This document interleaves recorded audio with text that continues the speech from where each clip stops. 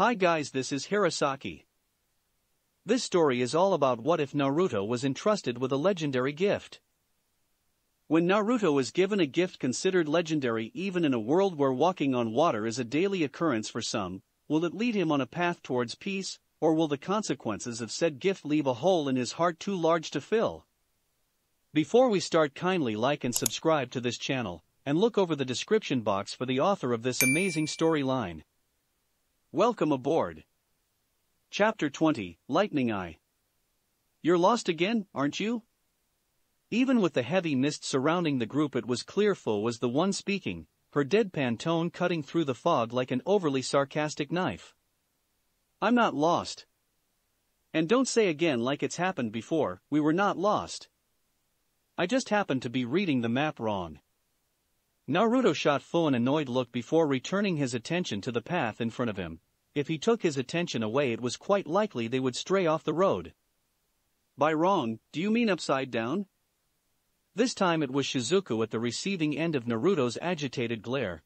Not that anybody could tell when seeing even a few feet in front of them was impossible. It was an honest mistake. I've never been to Kaminari no Kuni before. Shizuku just snickered into her baggy sleeves, making Naruto wonder how she was dealing with the cold with such thin clothing. Yeah, and if this keeps up, I'll start to think we still aren't. This time Naruto found he didn't have the energy for a scathing retort, he just settled for pranking Fu at a later date. He sighed wearily into his scarf, tilting his Tsujigasa back to peer up at the sky. It was useless though, the heavy water vapor in the air made it impossible to even see where the sun was. Come on, Konoha is just in a forest. It even has roads leading to it. Why do all the other hidden villages have to take their names so seriously? Suna is in the middle of the desert, Taki is nearly impossible to find unless you're lead there, and Kumo is hidden so high in the mountains you either get lost in the mountains or pass out from the thin air. After a few seconds of silence, he realized he was ranting to deaf ears and slumped forward dejectedly. Briefly he wondered what had happened to his wise monk persona. Don't worry Naruto, the merchants have to get there somehow. We'll find Kumogakure eventually. Naruto smiled appreciatively at Shizuku as she rested her hand on his shoulder, or at least he thought it was her. Actually, Kumogakure is a mostly militant hidden village. All merchant and domestic requirements are met in other villages further down in the mountains. The village itself is purely for housing the shinobi, their families, the equipment stores, and the rakeage tower. Food and produce are moved to the shinobi populace in large supply runs coordinated weekly. So, in a way it's more of a large base camp than a village in the ways we define the term.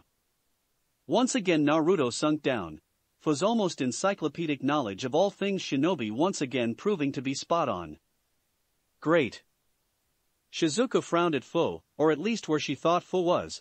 The cloud bank they were trying to navigate through was really quite thick.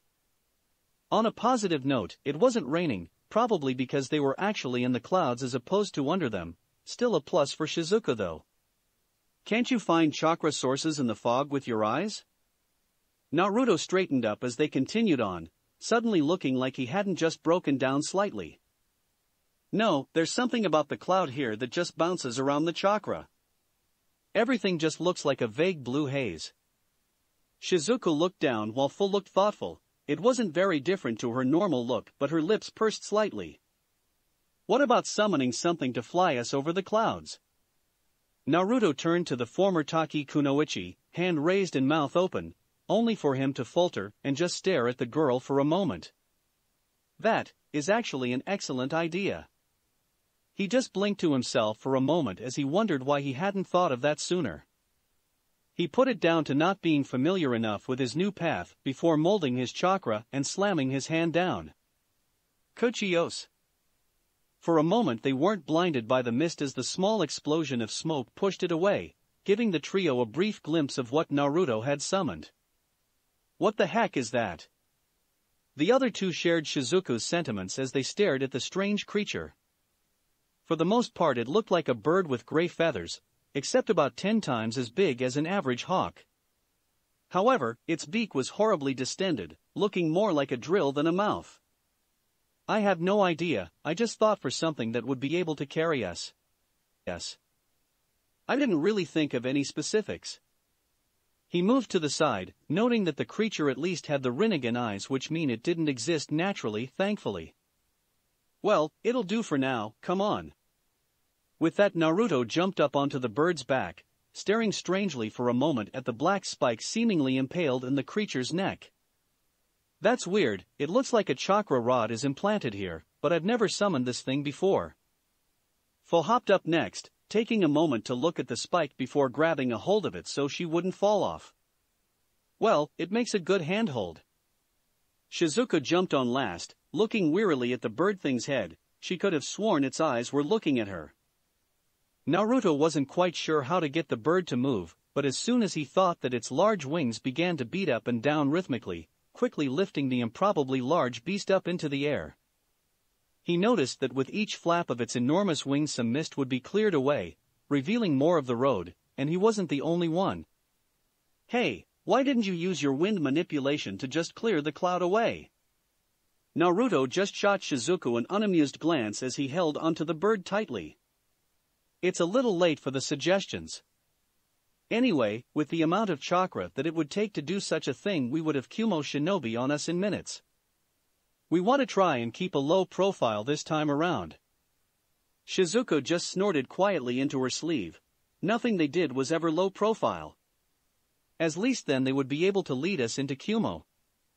Fo quickly shook her head as they slowly rose higher into the air, making Naruto wonder just how thick the cloud bank was.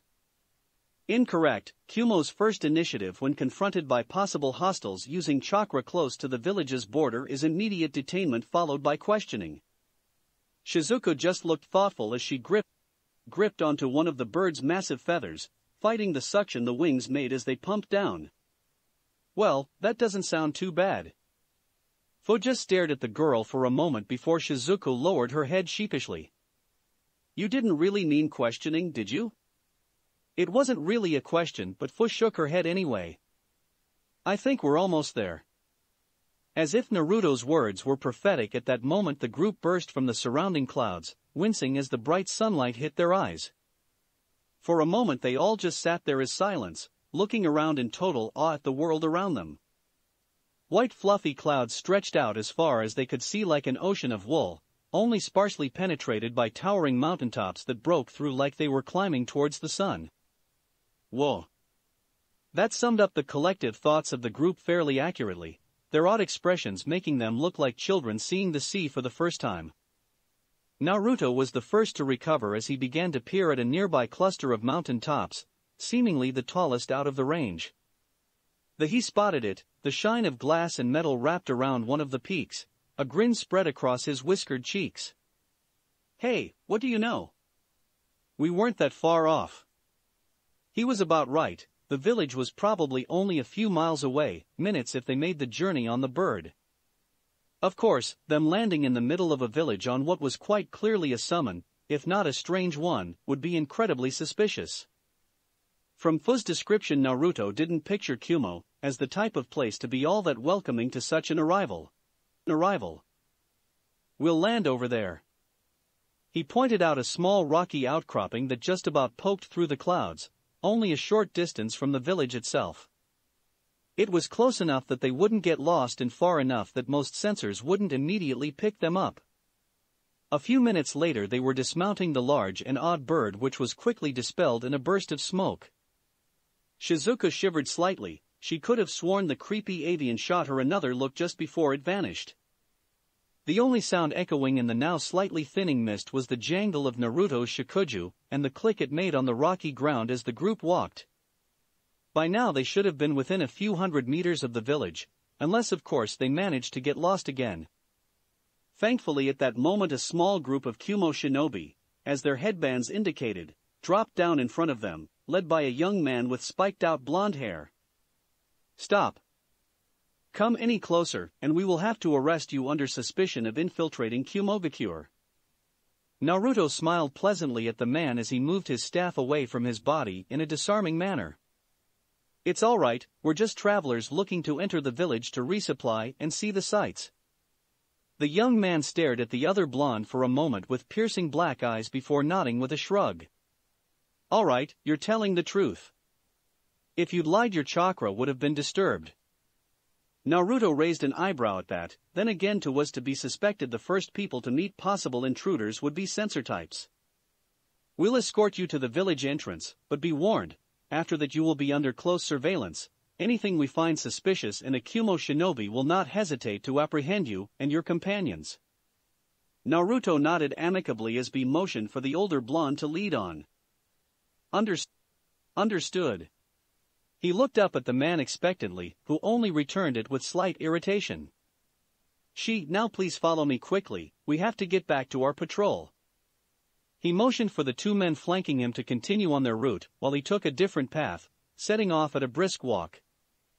So what's Kimono like? The blonde man looked round at the girl dressed as a shrine maiden with a raised brow before smirking. It's the most powerful village in the elemental nations, there isn't a better place to be from. Naruto gained a smirk of his own, because that very objective opinion wasn't biased at all. The rest of the admittedly short journey was made in silence before the group finally emerged from the oppressive cloud bank, only to gawk for the second time that day.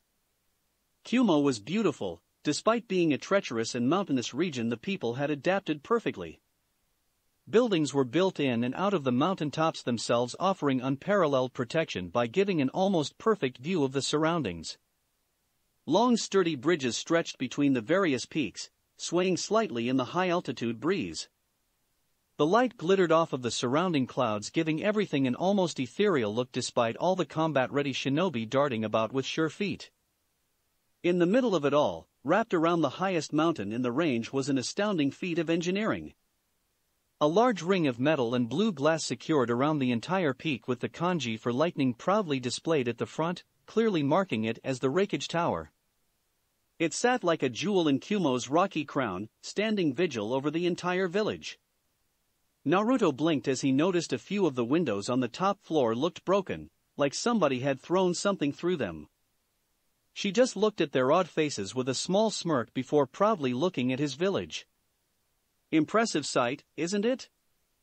He chuckled lightly as he turned to leave. The trio were in the hands of Kimono's ANBU now, watching from the shadows. It has to be when we're competing with things like the Hokage Monument and Iwa's volcanoes. With it, he gave them a farewell wave before dashing off to meet back up with his squad.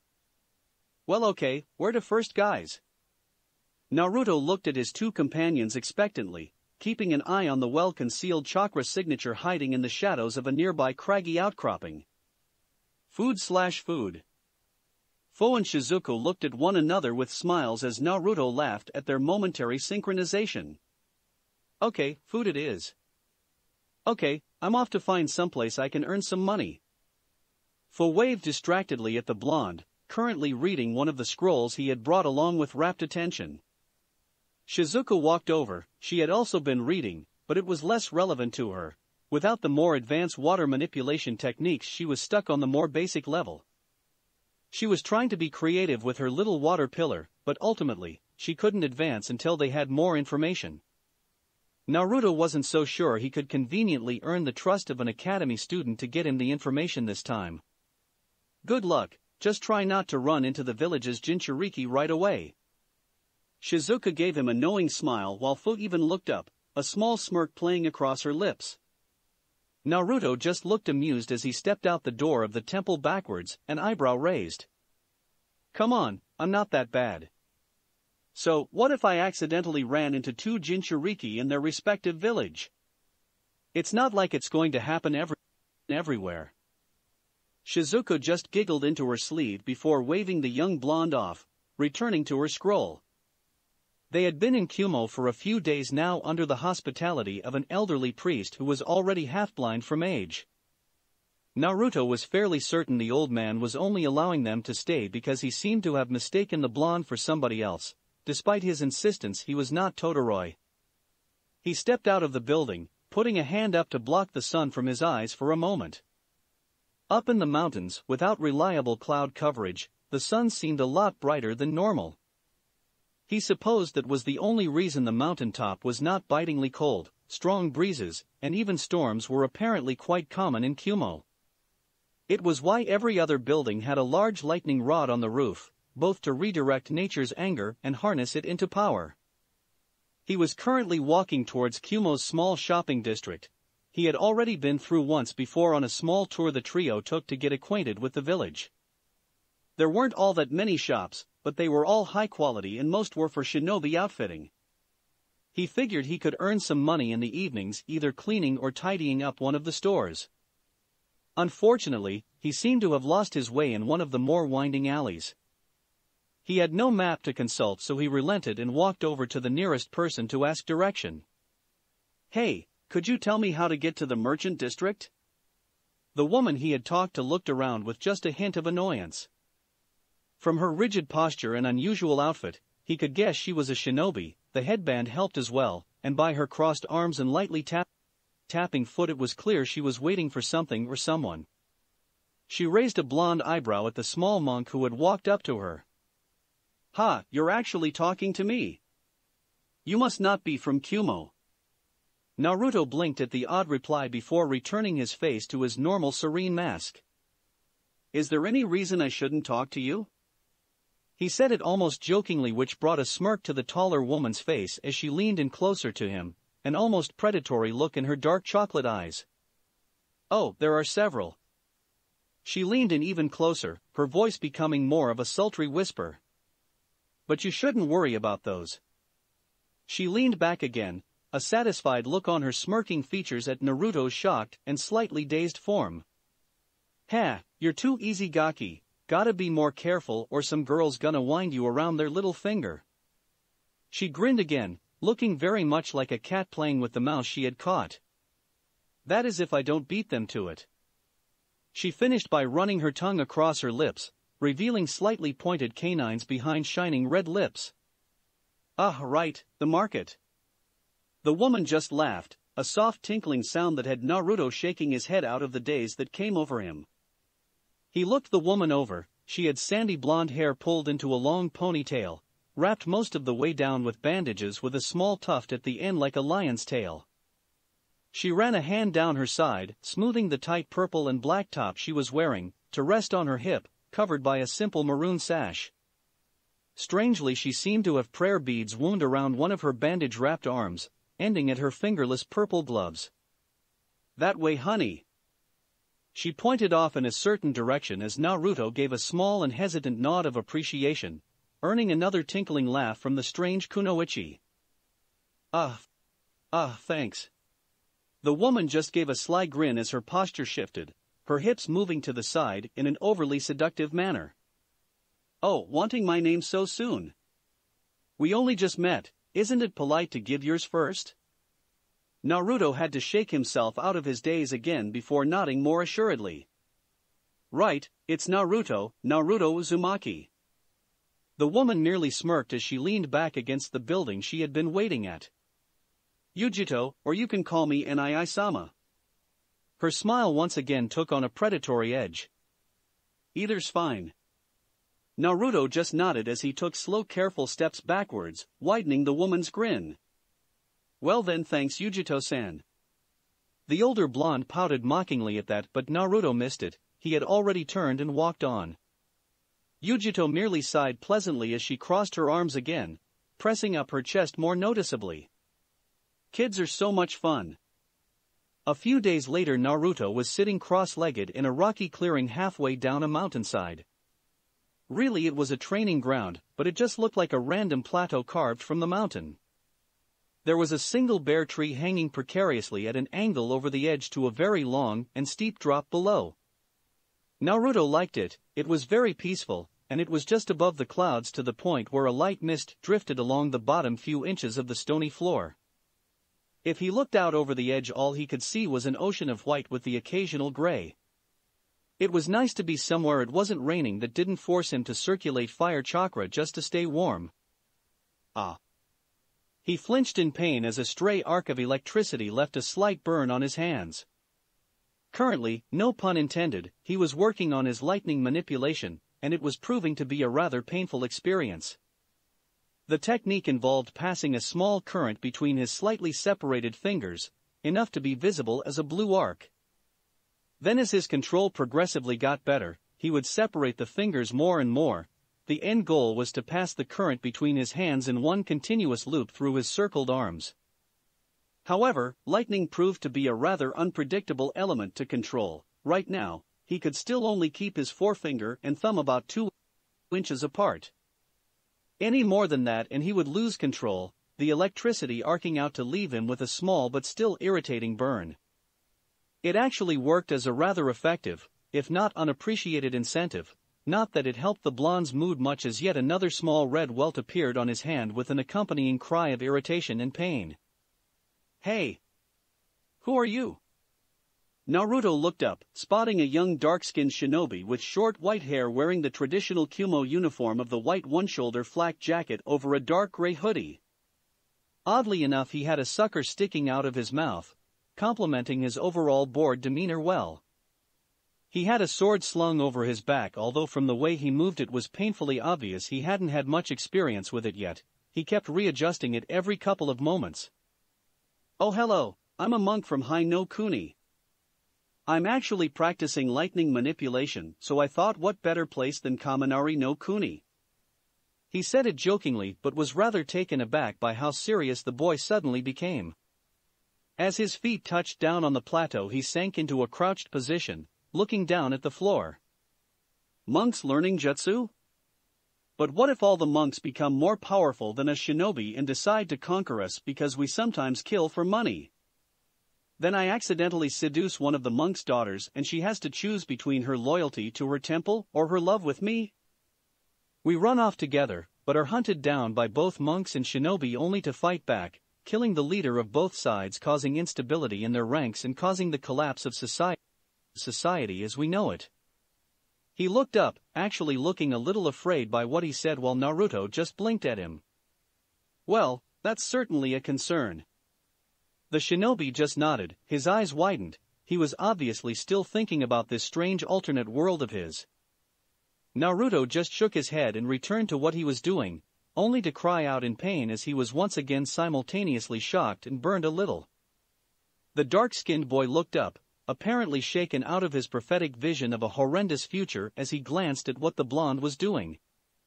"Oh, I remember having to do that, B-sensei never gave us any help." "Well actually, he might have, but because of the way he talks it's hard to tell sometimes." He walked over, crouching beside Naruto, and watching the electricity arc between his stretched fingers. He moved his sucker from one side of his mouth to the other as he hummed for a moment. "Yeah, I got stuck around here too. It was Samui Taishu who figured it out first, she always does." He looked off into the distance and for a moment Naruto feared he was about to go off on another rant. "What you're doing is trying to control the lightning, except electricity doesn't like to be controlled. It lashes out. Instead, you simply have to imagine your fingers as points for the current to travel between, one the emitter and the other the lightning rod. This way you don't try and control the electricity, you simply guide it along a certain path. It's kind of like tricking it." Naruto looked up, rather impressed at the surprisingly helpful advice. He looked down at his hand, circulating the lightning chakra again, as he slowly moved his fingers apart. He was shocked, again no pun intended, when he was able to move them all the way apart, while still keeping a steady stream of arcing electricity going. He grinned, looking up at the cloud shinobi with a thankful nod to which the boy just moved his sucker again. "Thanks, but why are you helping me so readily?" The boy just shrugged lazily before frowning, as he was once again forced to readjust the sword on his back. "It's no problem, I just remember how frustrating it was when I was doing it. I'm Omoi by the way." The white-haired shinobi held out a hand which Naruto gladly accepted, shaking once. "Naruto."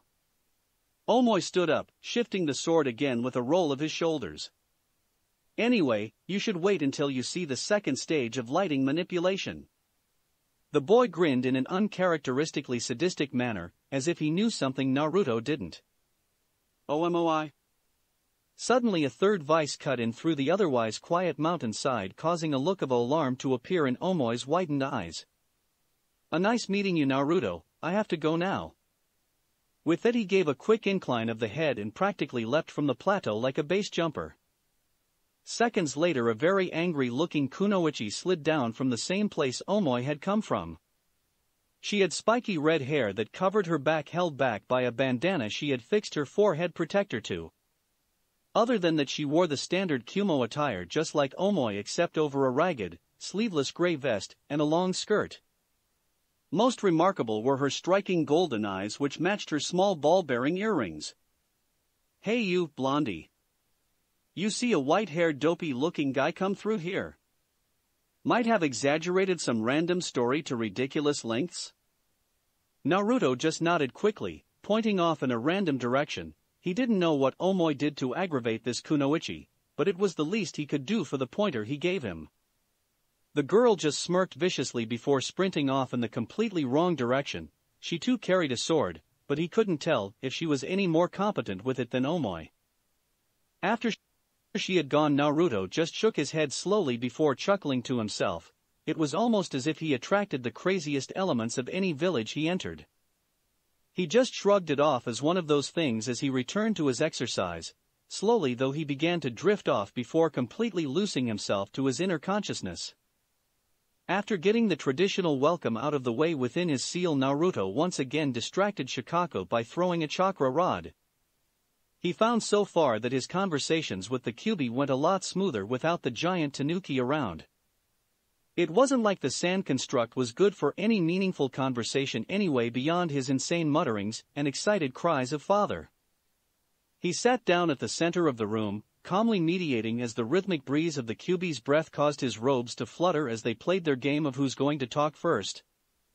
"What are you wearing on your head?" The blonde opened an eye slightly in amusement. He didn't even have to try today, and the great fox already seemed highly agitated by something.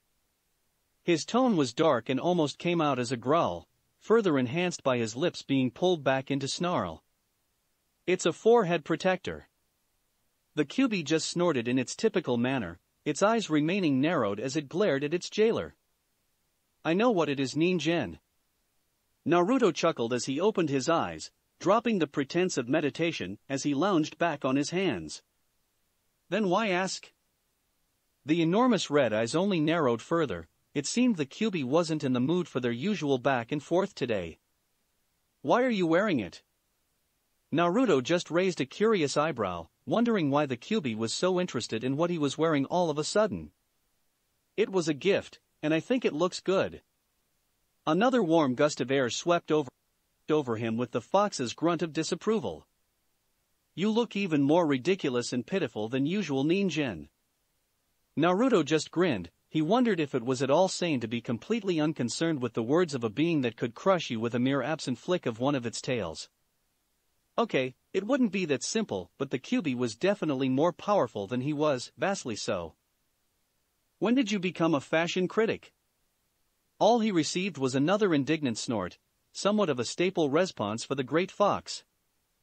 They lapsed into another uncomfortable silence, with only the surprisingly gentle sounds of the Kyuubi breathing providing the background noise. "What is it you truly hope to accomplish by coming in here, Ningen?" Naruto looked up in moderate surprise. The Kyuubi's features were still twisted into a slight snarl, but the venom in its voice was all but gone. Instead, the great fox just seemed tired. It had slunk down to rest its head on its paws, one eye closed while the other stared at Naruto with a mix between curiosity and loathing. "I've already told you, I want to understand you. To understand why you bear so much hatred." For once the Kyuubi didn't snort, it didn't grunt, it didn't rebuke Naruto in any way. "Why?" Again, Naruto couldn't help but blink in surprise. This was the closest he had ever come to holding a normal conversation with the Bijou. "Because you deserve the chance to be heard like everybody else." The great beast snorted loudly, although this time it was not out of spite or indignation. If anything, the Kyuubi sounded somewhat amused, if such a thing were possible for a being of pure chakra. "I have wiped out entire human settlements over the centuries, killed thousands if not millions of your kind. To your people I am known as a harbinger of destruction and death, more akin to a natural disaster than an actual intelligent being. Why would you show me the same courtesy that you would your own kind when you can barely even comprehend what I am? Naruto looked down for a moment, feeling as though he had to choose his next words very carefully. Because if I don't, then who will? For what felt like a very long moment there was silence. Not even the Kyuubi's breathing seemed to break the sudden void of noise for a deafening second. Finally, though, it turned its enormous head, staring intently at the boy for a while before grunting and lowering its head back onto its paws. So, what is it you want from me exactly? A testament? A confession?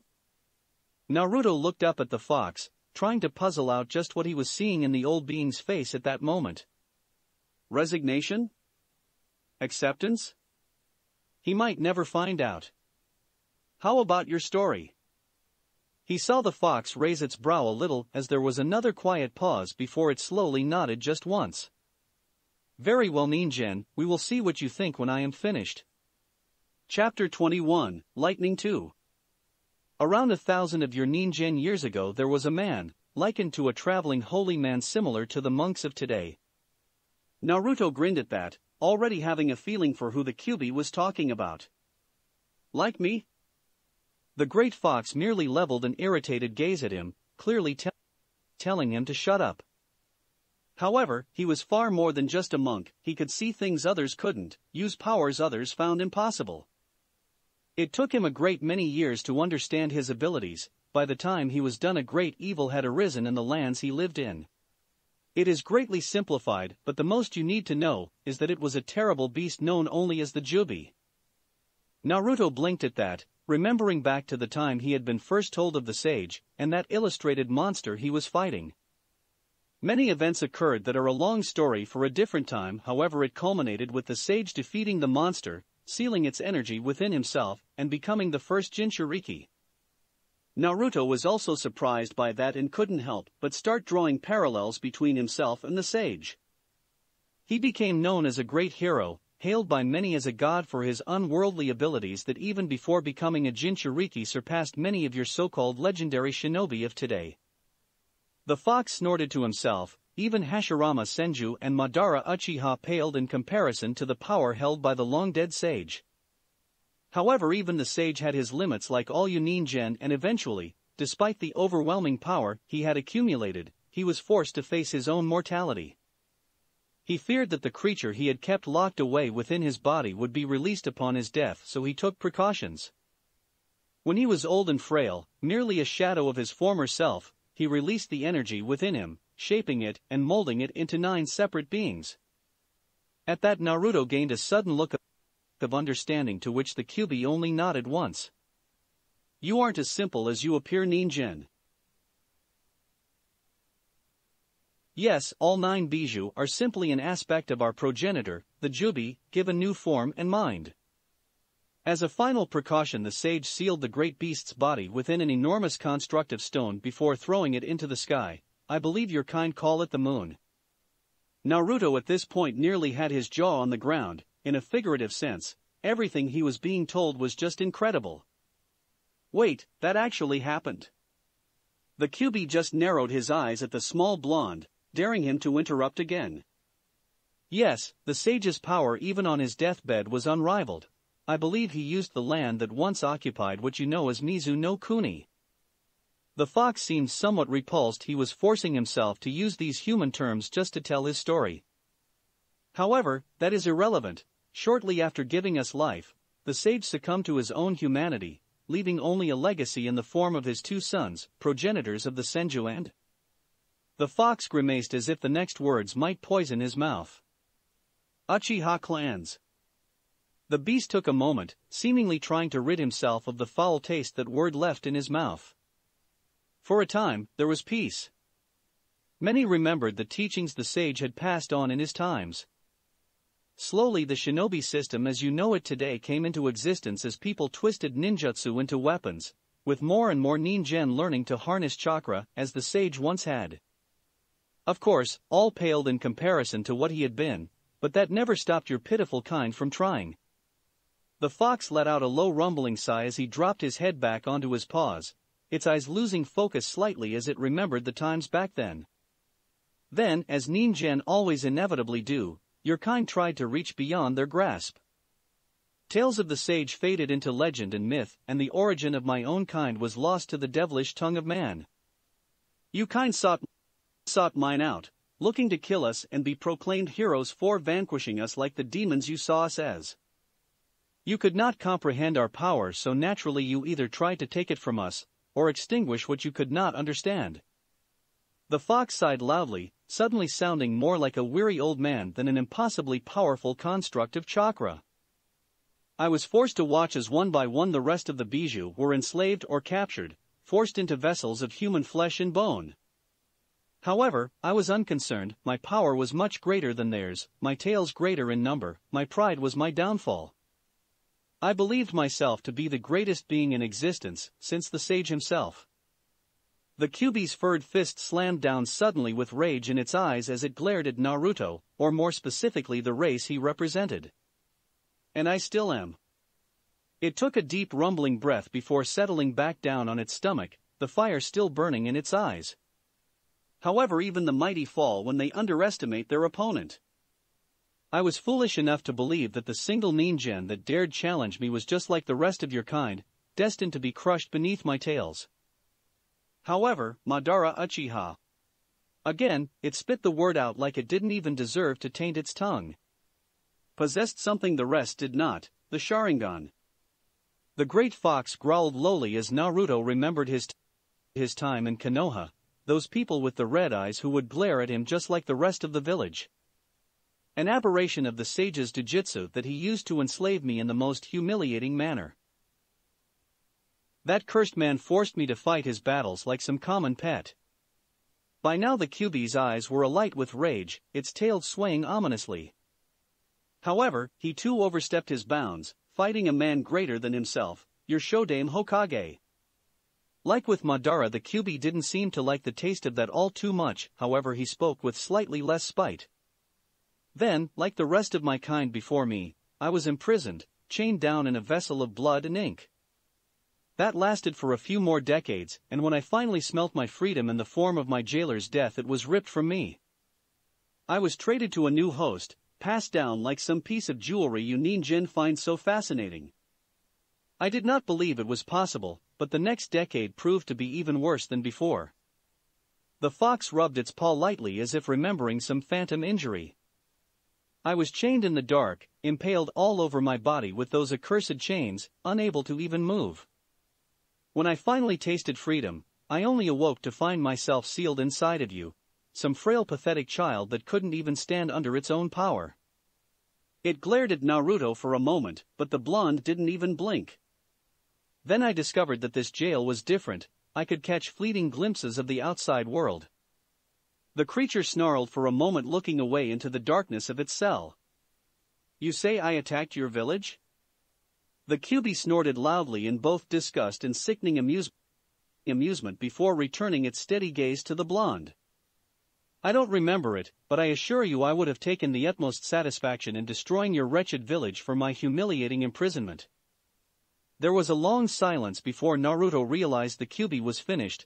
It just lay there with its head on its paws, staring at the young monk intently. Naruto stood up from where he had been sitting cross-legged, making the Kyuubi raise its brow slightly in curiosity. The blonde simply walked forward, leaving his shakuja behind on the ground as he walked right up to the bars of the Kyuubi's cage. He didn't stop there though. In a move that surprised the great fox, the young monk slipped through the bars and continued walking forward, all the way until he was right in front of the fox's enormous muzzle, never once breaking eye contact.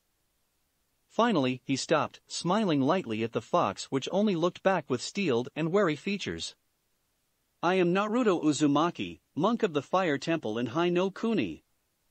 I cannot speak for the entirety of my race, nor can I profess that they would even support me if I did. However, I would like to offer my most sincere apology for you and your kind's treatment. And with that the young blonde bowed, his head touching the floor in a fully submissive pose before the great bijou. The fox thought about how easy it would be to simply crush the human, a flick of its paw, a sweep of its tail. It would be no harder than swatting a fly. Of course, he would have to wait a year or two for his body to reform, and a decade more for his full strength to return, but the possibility was certainly there. This young boy, barely out of his childhood, was bowed before him, not as a servant or in any form of fear, but as an offer of trust. The great fox would deny it if ever asked again, but at that exact moment its maw slipped into the smallest of smiles before immediately returning to its neutral grimace.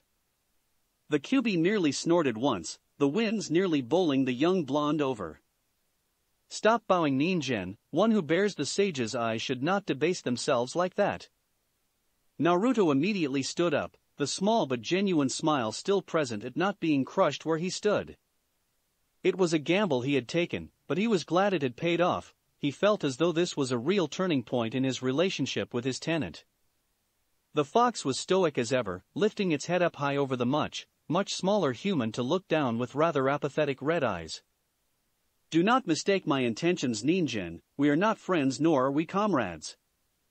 I do not like you nor has my opinion been changed on your worthless race.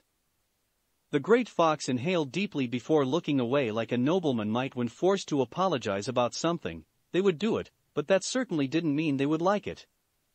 However, I will admit you are somewhat different than the rest of your kind. Now leave my cell before I change my mind and crush you like a speck of dust. Naruto just nodded, still maintaining that smile as he quickly slipped back between the bars. The blonde returned to his sitting position by his shikuju, amusedly drumming his fingers along the wooden staff. So different in a good or bad way.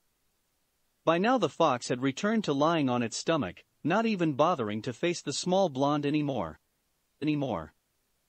Naruto just figured it was acting more aloof than usual to compensate for its momentary lapse of not being the pinnacle of destruction and rage. It turned its head so that one narrowed red eye calmly gazed at the young monk. We shall see, Ninjen. Naruto sighed a little. He had hoped the QB would at least call him by his name now, but it seemed the great fox was still just as stubborn as ever. Any chance of me learning your name then? The fox snorted loudly. However, for once it wasn't in abject disdain or indignation, it was more of a neutral snort. Naruto blinked for a moment at how ridiculous that sounded even in his own head, but when the QB's main go-to response was a snort or a growl, he had to start discerning meanings in them. Do not push your already frail luck, Ninjen, now be gone, this has grown tiresome. Naruto just gave a curt nod with the same small smile before fading from the seal, taking Shikaku's cage with him to leave the QB in darkened solitude.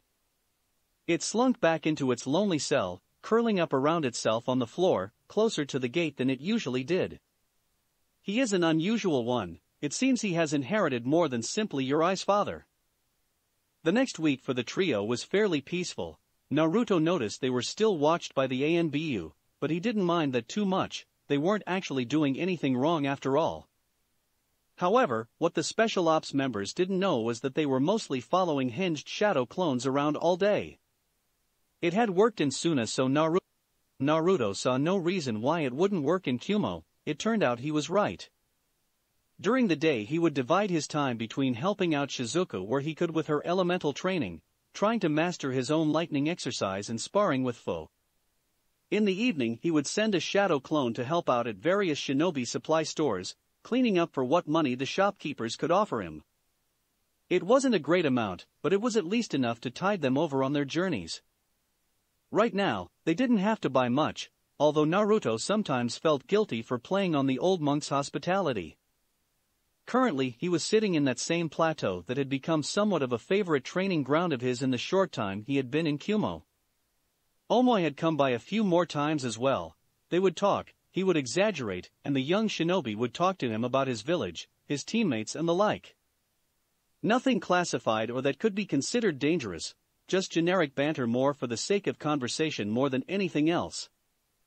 The two had become quick friends. Naruto missed having a guy friend to talk to, being surrounded by two girls all day every day. Fu was nearby, practicing a familiar hand seal as increasingly healthy, but still frail clones appeared next to her, only to be banished away in clouds of smoke. Naruto had figured with a Jinchuriki's stamina and reserves the shadow clone technique would suit Fu well. There was also the fact she was not limited with how many she could produce like Naruto was, meaning if she was careful with the mental feedback, she could use them for training. Kage Bunshin no Jutsu. Another large puff echoed around the plateau as a slightly pale and shaky Fu appeared next to the original. Naruto smiled at her accomplishment. She had finally made one that could stand. She was definitely getting closer. She had been working at it for the last 2 hours. Of course, Naruto had gotten it down in one, but he had the benefit of having Sora challenge him to see who could master it first. Naturally, he had come away the victor from that little challenge. He had the advantage of being the full Jinchuriki of the Kyuubi, not just its chakra. He just continued on with his lighting manipulation. By now he could separate his hands by about 1.5 feet with a few healthy arcs of lightning bouncing between his palms. He might have been imagining things, but he could have sworn each element was becoming easier to master as they went along. Perhaps he was just getting used to separating his chakra into the individual elements, or maybe with each element he mastered it was simpler to separate the remaining ones out of his normal chakra. After a while Fu walked over, looking rather haggard from the intense chakra usage, with a victorious smirk on her features as she sank to the ground beside him. That is truly an impressive technique. I can't imagine how fast one could learn something using their memory feedback. Naruto just nodded as another bright arc of electricity jumped between his hands like a little azure laser. Yeah, but you have to be careful. Sora got really bad headaches when he let too many clones dispel at once. The blonde chuckled at the memory. His friend had practically been comatose the next day, but at least he had learned a valuable lesson about restraint. Fu just nodded in understanding, falling onto her back from the exhaustion. Even as a Jinchuriki, splitting her chakra so many times between clones was tiring. She was sure she would be feeling the strain she had put on her pathways in the morning, advanced healing or not. I'm surprised more people don't attempt the training method.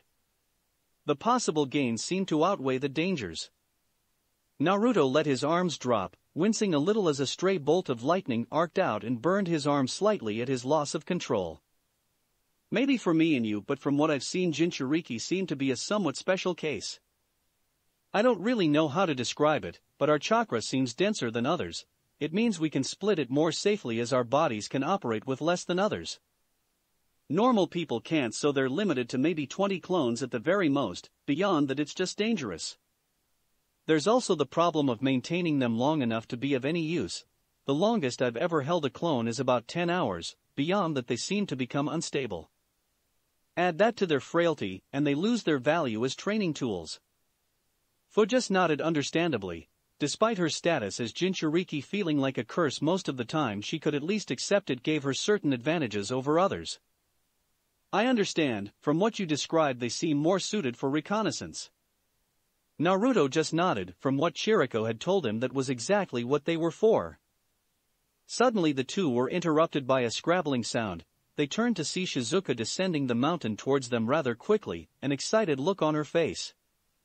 She skidded to a stop in front of them, panting slightly from running but grinning all the same. Naruto, I found them. The aforementioned blonde just quirked an eyebrow as the girl straightened up, catching her second wind before elaborating. You know, you told us about that sage guy, the one who had the Rinnegan before you? Naruto winced at how loudly she had said it. Luckily the ANBU were off chasing his shadow clones, but Shizuko probably didn't know that.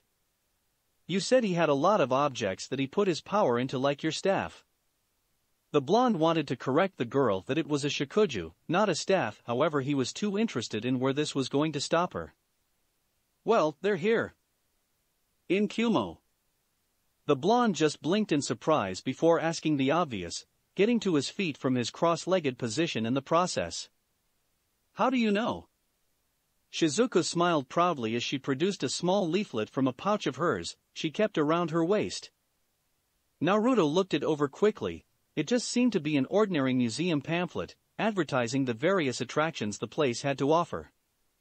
There were exhibits on the origins of Kumo, weapons display from the Warring Clans period, and a special exhibit on the Sage of the Six Paths. He looked up in surprise only to see a grinning Shizuku, almost looking like a dog waiting for its master to pat it on the head. Wow, great find Shizuku. He moved forward, quickly sweeping the girl into a spinning hug, much to her embarrassment and Fu's unnoticed chagrin. He finally set the blushing girl down to reread the pamphlet, but it didn't have much more information besides the times the museum was open.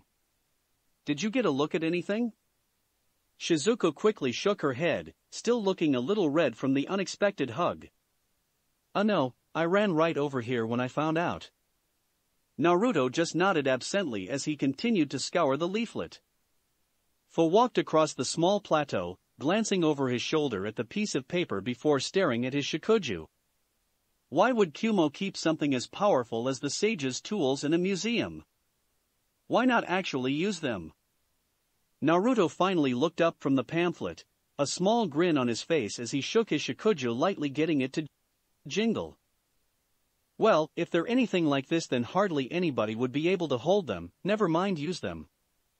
Really only a Kage, a Jinchuriki or a Rinnegan user would be able to properly use them. Fu just nodded. She had once held Naruto's staff out of curiosity, and despite her enormous reserves she was sure even an hour holding that simple wooden staff would drain her dry. It made her appreciate it all the more that Naruto could carry it around all day with no visible drain on his chakra. It was truly made for a Rinnegan user.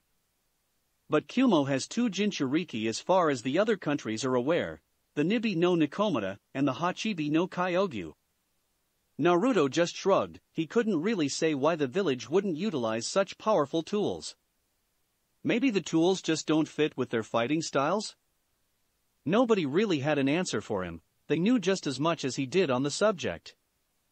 Perhaps he could get something out of the Kyuubi, but he was being especially sullen and unresponsive lately. It was actually rather amusing to see the great fox acting petulantly. Well, I guess we know where we'll find the answers. The Kimono Museum was a surprisingly small building, until of course you realized that since it was built into a mountain most of the exhibits were in the lower levels. It did stick out a little though, being built out of a shining white marble as opposed to the normal gray-hued materials the rest of Kimono was constructed from. You could tell the whole place was built for the express purpose of attracting tourists. There was even a little gift shop selling replica headbands and other Kumogakure memorabilia. Inside it was cool and well ventilated to make up for the sometimes cramped spaces filled with people that would otherwise make it stiflingly hot. The Sage of the Six Paths exhibit was on the lowest accessible level of the museum, everything below it being maintenance or storage. The trio had a surprisingly good time looking through the other displays. Naruto especially enjoyed a display on the Hachibi and its various attacks on the village. There was even a small model of Kimono with a to-scale Hachibi in the middle of destroying it. There it is. The blonde felt a tug on his sleeve and turned to see Shizuku pointing out another hallway with a sign designating it as the sage's display.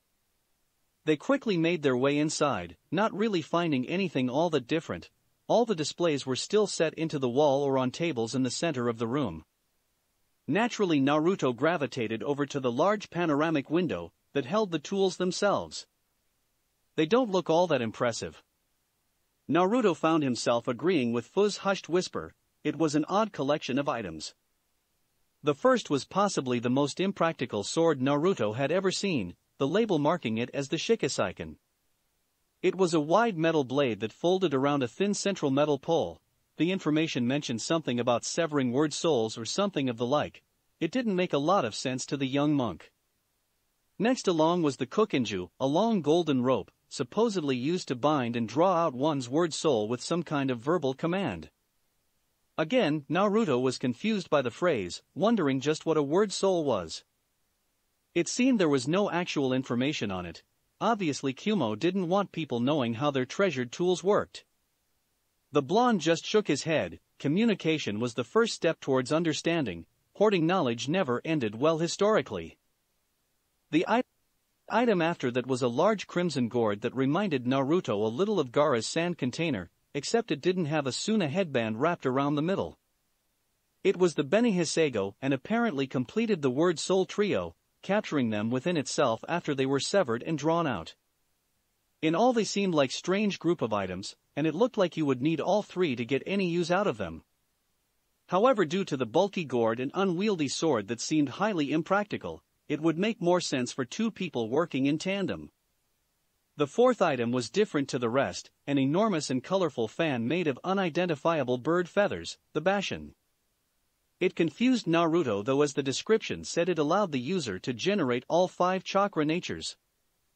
That made no sense. Due to the Rinnegan, Naruto was already able to use all 5 elements. Why would the sage need this? The more Naruto thought about it, the more he began to think these tools were not actually for the sage. He wondered if they had been gifts like his own Shikuju had been at one point. He feared he might never get an answer, though.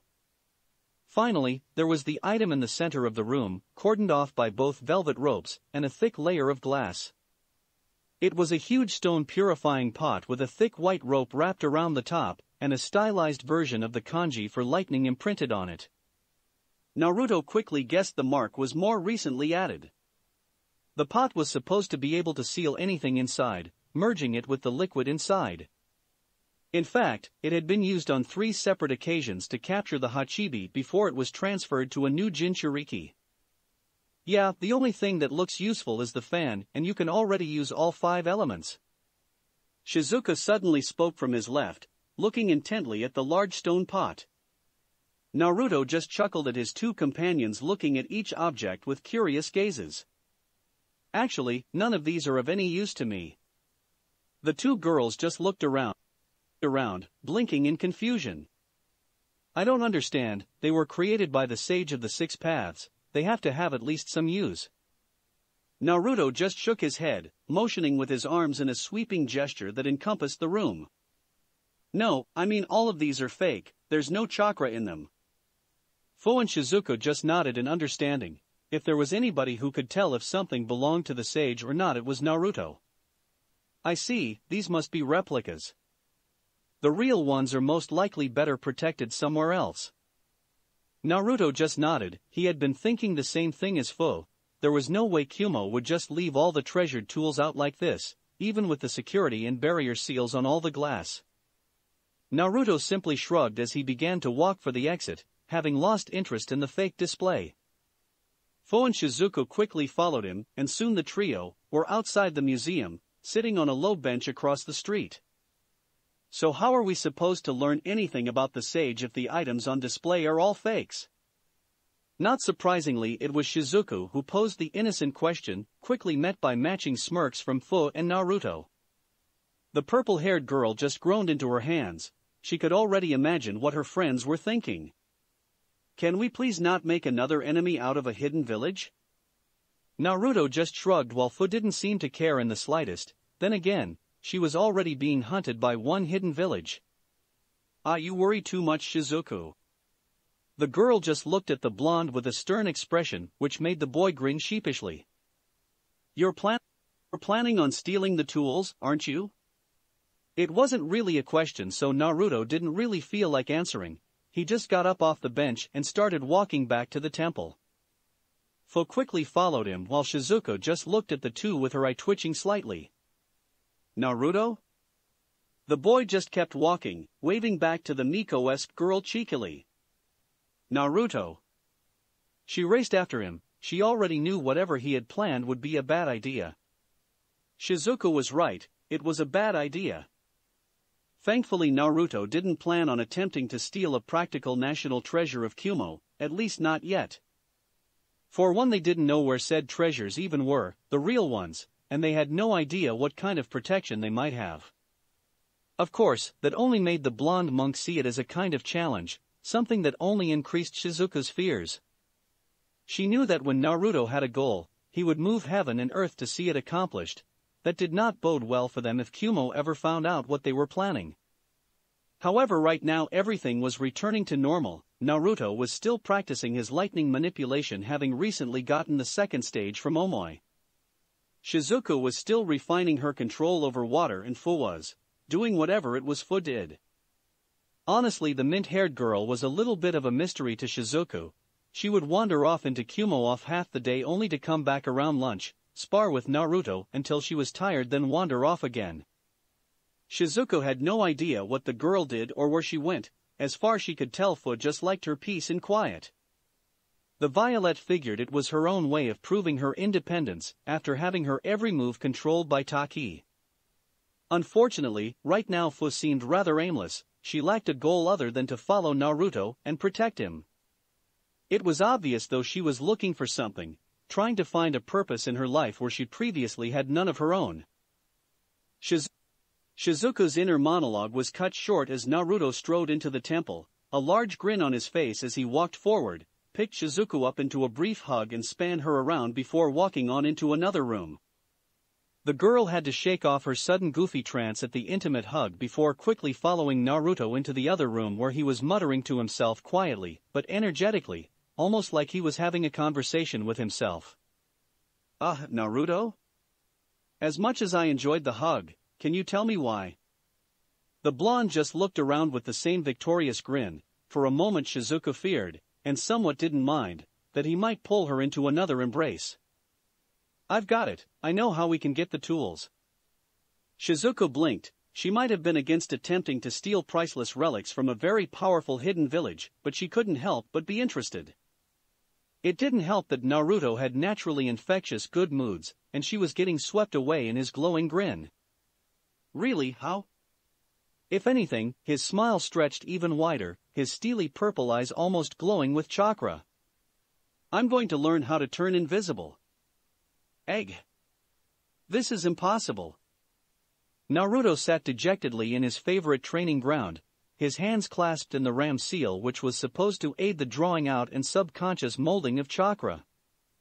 Fu sat to one side, calmly reading through a scroll on the basic fundamentals of chakra. Naruto had found she was the type who always reverted to studying the basics when she was stuck on what to do. Without any access to jutsu scrolls or taijutsu techniques, and without Naruto being willing to spar, she didn't have much else to do. Then are you going to look for another way? Naruto just shot Fu a pointed look that clearly said he wasn't. Of course not, I'm going to find a way to turn invisible if it's the last thing I do. Fu just tilted her head in that same cutely innocent way that just spoke of how little she had been taught when she was younger. But didn't you just say it was impossible? Naruto sighed slightly, leaning back on his hands and catching himself before he ran a hand through his hair.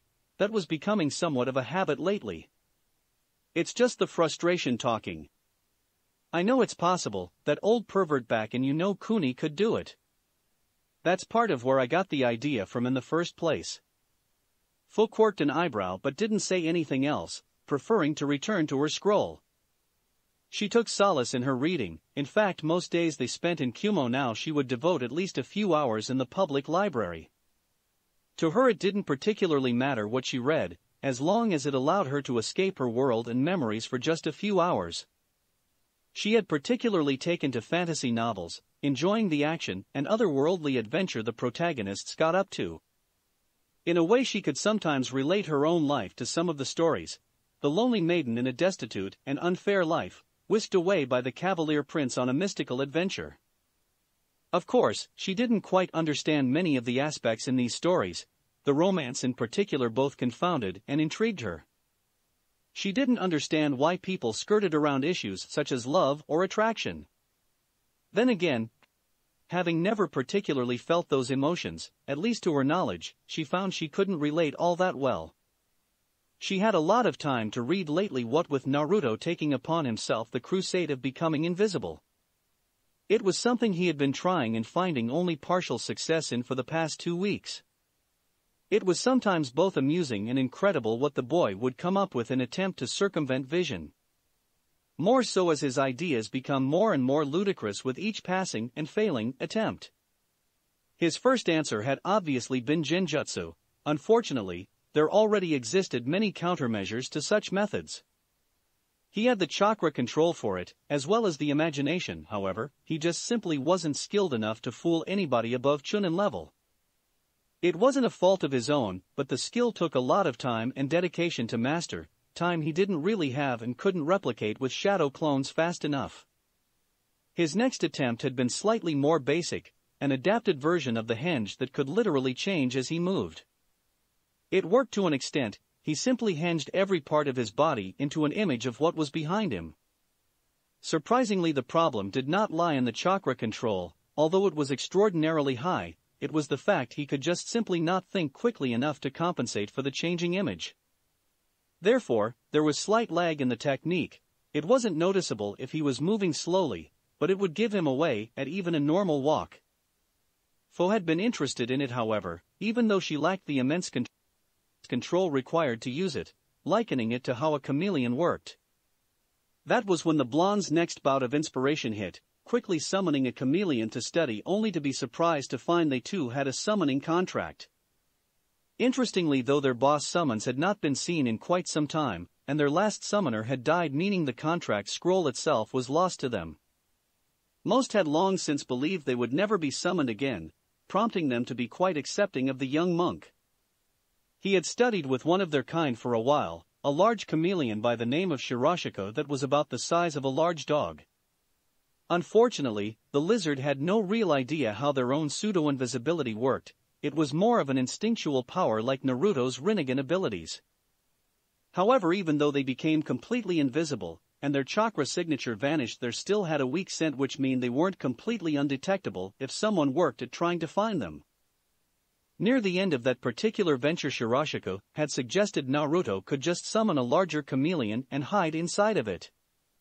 Needless to say, Naruto quickly but politely turned that proposition down, saving it for a last resort. Even though it turned out to be a dead end, Naruto had made rather good friends with the chameleons, promising that if he ever discovered their leader, Shiromori, he would do what he could to send him back home. Next, Naruto had turned to spacetime ninjutsu. That was quickly abandoned as well. He had quickly discovered that the sheer skill, time, and patience that went into creating such a complex and powerful technique was just staggering. His original intention was to create a technique that was able to somehow teleport the light hitting him to the other side of his body, effectively rendering him invisible to normal light. However, while that was a dead end, or at least such a long end that it might as well be dead, it did give him other ideas. Instead of subverting the light like he had planned, he began to toy with the idea of bending light around his body. There were certain impracticalities associated with it, though, highest on the list being that it would render him completely blind for the duration of the technique. Naturally, no light hitting his body also meant no light hitting his eyes, meaning he wouldn't be able to see. He didn't expect a floating set of eyes would be all that discreet, however he stuck with the idea for a while. He found there were actually a few ways to bend light, such as the fact it was subject to gravity like anything else in the universe. However, the extra forces of gravity required to bend light to any useful degree would probably start rending the planet before he could get any use out of it. He put that in the Plan B column. He also knew you could refract light through certain mediums, that in particular interested him.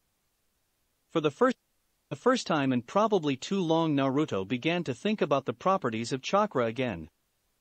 He supposed that it was a substance of sorts. It could be visible in high enough concentrations like a gas. It could flow and move like water. It could even be corrosive and poisonous at the extreme end of the spectrum. He began to experiment with it, manipulating his chakra into a thin covering around his hands, trying to find the exact point when it became visible. He had almost shouted out in victory as he noticed a slight distortion around his hand. The chakra was actually refracting the light to a certain degree. Now it was just a matter of finding a point at which he could cloak his entire body in it, all at the correct angles that he would probably have to be adjusting on the fly as he moved, and therein lay his problem. He had certainly found a method of turning invisible, without the noticeable drawback of the others, but for once it was actually his control letting him down. That was why he was currently on the verge of ripping his hair out in his training ground, his arms semi-translucent and rippling like water as he manipulated the chakra, covering it like a shroud. At least one good thing about this technique was that it didn't actually waste any chakra. When he was finished, he could simply reabsorb the thin layer around his body. It meant he could train literally as long as he was awake, which he had been doing for the past 5 days. Right now, he was actually thinking of ways he could extend how long he could stay awake, mostly to avoid having to think about the impossibly difficult task he had set himself. He sighed again in abject frustration as he lost control, more of his forearm returning to the visible spectrum. So far only his fingertips could stay completely invisible. it was actually rather unnerving as it looked like they had been chopped off. Right now, though, Naruto was just trying to extend the technique over his entire body, as opposed to just one arm. It hadn't all just been one frustration after another though. Naruto had interestingly found out that at the perfect angle chakra didn't just refract light. He couldn't explain the physics behind it, nor probably would he ever. But it seemed chakra was a rather unique medium. Just like it technically lacked form until molded or gathered in high enough quantities, it also lacked any kind of smell. That meant that when using the technique, if he could ever get it to work properly, he wouldn't just be rendered invisible, but nigh undetectable. Only sound or touch would give him away, and Naruto could already use chakra to muffle his movements to a certain degree. Fu looked up from her scroll as Naruto groaned in frustration yet again. She couldn't decide whether or not his determination in the face of such odds was amusing or admirable. She would never have the control to even attempt what the young monk was trying to do, never mind come up with the concept or a reasonable method to achieve it. Watching Naruto go through idea after idea without once even thinking of giving up had been somewhat of an eye-opener for her. She wanted that, she wanted a goal to believe in so much she would do anything to get it. Perhaps you just need to rest, give yourself some time to relax and think things through? The verdette was actually rather surprised she had spoken, having preferred to stay quiet most of the time and simply observe the blonde as he practiced. However, he just looked so wound up and agitated that she couldn't help but intervene. She had seen it many times with shinobi on teams she had been assigned to. Frustration only led to a lack in concentration, and that led to mistakes. I can't stop now. I know I'm close to a breakthrough. He spoke with such passion that it brought a small smile to the mint-haired Jinchuriki's face.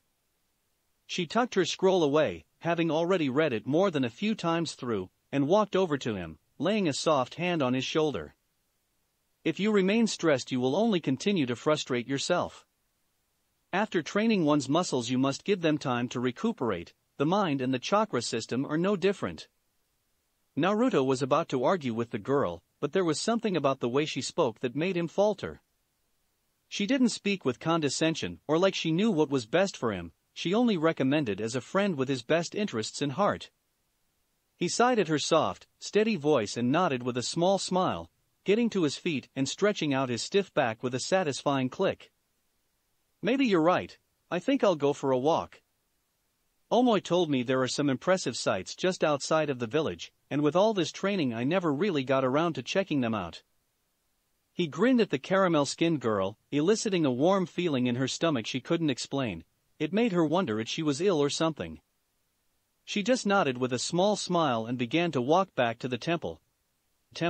The only reason she was out here was to watch Naruto's progress. She much preferred to read somewhere quiet and homely. Naruto found himself wandering rather aimlessly. His thoughts were still transfixed on the problem that had been eluding him for the past week. He knew he was supposed to be relaxing for the express purpose of losing those thoughts, at least for a little while, but ingrained habits don't break that easily. However, as engrossed in his thoughts as he was still able to cast an appreciative eye about his surroundings. It was one of the many places Omoi had recommended to him in their conversations, among various onsen, a large hanging garden, one of the oldest shrines in the elemental nations, and the enormous stadium where Kumo hosted their Chunin exams. It was built out of the hollowed-out crater of a large dormant volcano. However, Naruto had decided first to visit what had been affectionately dubbed the Stone Garden.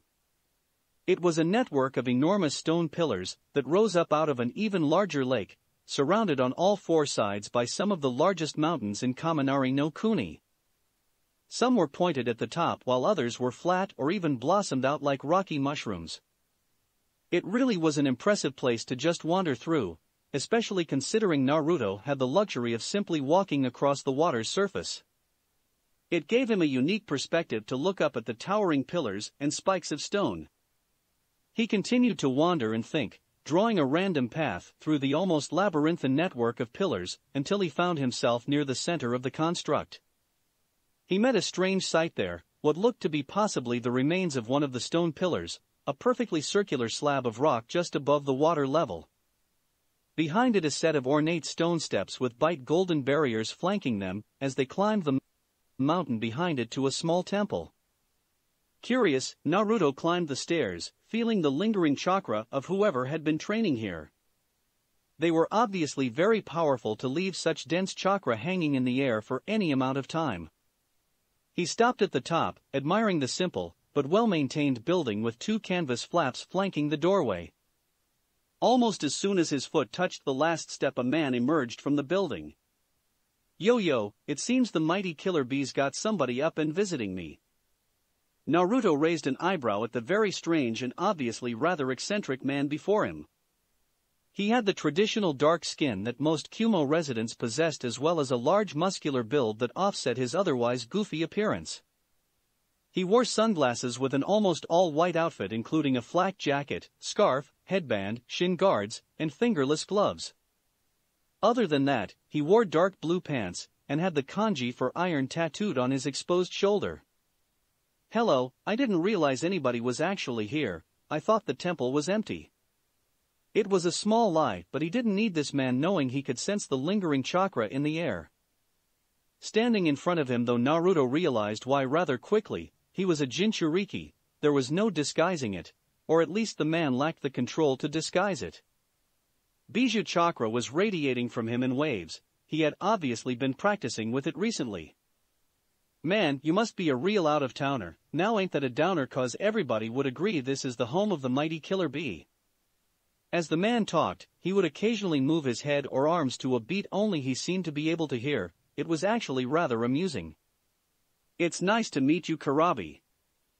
Naruto inclined his head slightly. It would do good to make a nice first impression on his fellow Jinchuriki.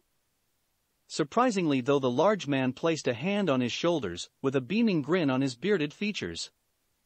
Now, little monk, get outta that funk, cause there's no need for the pleasantry between us fellow Jinchuriki, you fool. He bobbed his head to the silent beat again, making Naruto smirk, before grinning sheepishly as he rubbed the back of his neck. Ha, really that obvious? The large man just nodded with his own smirk, eyes sparkling with amusement behind his dark shades. Oh yeah, mighty Hachibi-sama's brewing up some real drama when he felt he hosted Mr. 9 approach our little shrine. Naruto raised a surprised eyebrow at that. He didn't realize he could not only detect he was a Jinchuriki, but for which Bijou. He was just glad the Kyuubi's presence seemed to override Shikaku's, that might have thrown up some awkward questions he wasn't sure how to answer. He wondered if the Kyuubi could sense his fellow Bijou in the same way. So, you can talk to the Hachibi? Karabi just nodded as he began to walk inside the temple, Naruto quickly following him. Inside it was surprisingly spacious, the entire room hollowed out of the mountain stone. The blonde had a feeling Karabi had not built this place himself. There were many murals on the wall, some of the Hachibi, and a few of what he could only assume was the Nibi. Yeah, me and Hachibi-sama have faced all kinds of trauma, we're partners, you see, making me the perfect Jinchuriki, you fool. Naruto ignored the last part as he thought about what he meant by a perfect Jinchuriki, and if he could attain that. So, you and the Hachibi have a good relationship? Karabi nodded again in his strange manner with his arms crossed, and his body leant back slightly. At first me and the Hachibi were all fighting and was my enemy, but we got tossed some serious rapin, and I found out he didn't like I was trappin', we. Naruto just nodded. The Kyuubi had told him many times of his dislike of being caged inside a worthless ningen. So, we worked out a deal, Hachibi-sama and me, and the rest is history, cause we're the mighty Eight Tails and Killer Bee. You fool. The large man just stood there for a moment, as if basking in the cheers of some invisible crowd, which the blonde actually found rather unnerving. So, Mr. 9, you be looking mighty fine. Why'd you come find the Killer Bee when last I heard you were in the big tree? Naruto could only assume Karabi meant Konoha by that. With his strange manner of talking, he could only guess these things. He suddenly had an epiphany that this must be the Bee-sensei Omoi talked about, small world. Actually, I had no idea you were here. A friend told me this place was a good spot to visit, and I was frustrated about something, so I came out here to relax. Kirabi just nodded again in that same eccentric manner as the two sat down on the floor, both in cross-legged positions. Naruto could tell from his ease at the position that the large Jinchuriki was no stranger to meditation, at least if his posture was anything to go by. It may have also had something to do with finding a comfortable position to sit in with 7 swords strapped to his back. Ain't no place fresher to clear your head and no place better to get ma rhymes read, we. Naruto just nodded. He had noticed as he walked that the air just felt cleaner around here. It was like his mind had been in a haze before, and it had only just begun to clear. He felt refreshed and rejuvenated after all the tension of the last week's training. The blonde looked up, unsure of how to broach his next topic. Honestly, he hadn't expected to run into one of the Jinchuriki of the village so soon. So, how is it in Kimono? It was an innocent question, but he got a feeling Kirabi understood what the young monk was trying to say. In essence, he was asking if the older Jinchuriki had been mistreated. As far as the blonde could tell, having to come so far out of the village for peace wasn't a good sign. Well, ain't that cute, little 9 be worried about the killer bee. Well, you don't have to because nobody would be hitting on me. You fool. Naruto just nodded with a pleasant smile. It was good to meet at least one Jinchuriki who wasn't hated by their village. His previous conceptions about Kimono before coming hadn't been all that good, tainted by Konoha propaganda. There were the last wars, the Hyuga incident, and a few others that put them in a bad light in Konoha. However, after living there, he realized it was just like everywhere else, with people just trying to get by in life. I'm glad. B nodded in his half-sagely, half-rapper way, looking off at some invisible crowd, even though Naruto knew his eyes were firmly on the blonde beneath his shades. Yo little monk, you look a little down. You saying it was the leaf that made you frown? Naruto just smiled wanly as he leaned back on his hands. He hadn't had any contact with Konoha in over 5 years. With a start he realized it had really been that long since he had run away from his former home. No, I have a good life, strong bonds with my friends, and a stubborn, but at least knowledgeable fox in my gut. Anyway, I've mostly been on the road for the past year. The leaf hasn't had anything to do with my frowns for a long time. He chuckled at that, but kept it as vague as he could. He wanted to trust his fellow Jinchuriki, but this wasn't faux. Kirabi did not hate his village and was in turn not hated. He had to remember that. While he did not agree with the whole balance of power the bijou represented, he at least acknowledged this, and didn't want to start a war between Kimono and Konoha. That's tight, yo. A good friend on your back that can help take the flak is all you need, we. Naruto just nodded with a small smile before standing up, Kirabi copying the action.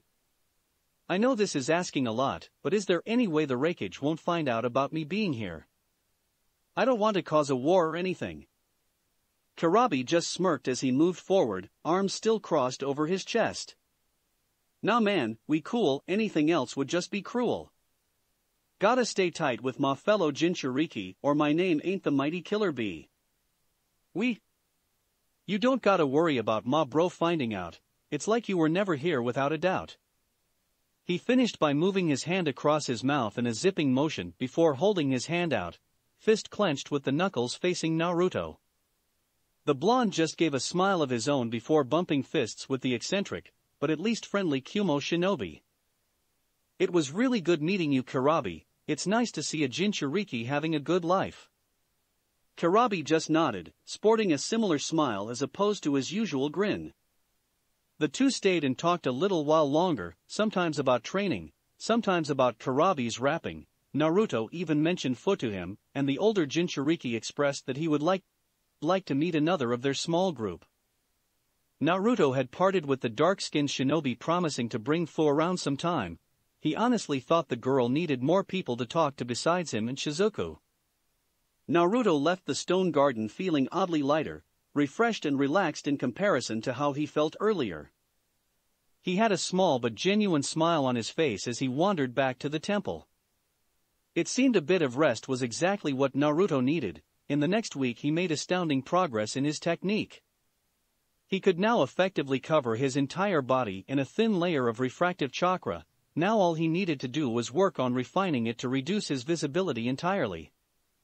However, as it was, he was undetectable by most means, his chakra signature vanished, he couldn't be smelled, and when he applied a soft layer of chakra to his feet, he couldn't be heard by probably anyone less than an Inuzuka. All in all, he was rather satisfied with his self-created technique. For the first time he felt like he was doing something for himself as opposed to just following in somebody else's footprints. It was liberating and Naruto wanted to continue the feeling. He figured it would only get better once he had completed the technique. He had a lot of fun sneaking up on his companions and startling them, which continued to irk Fo.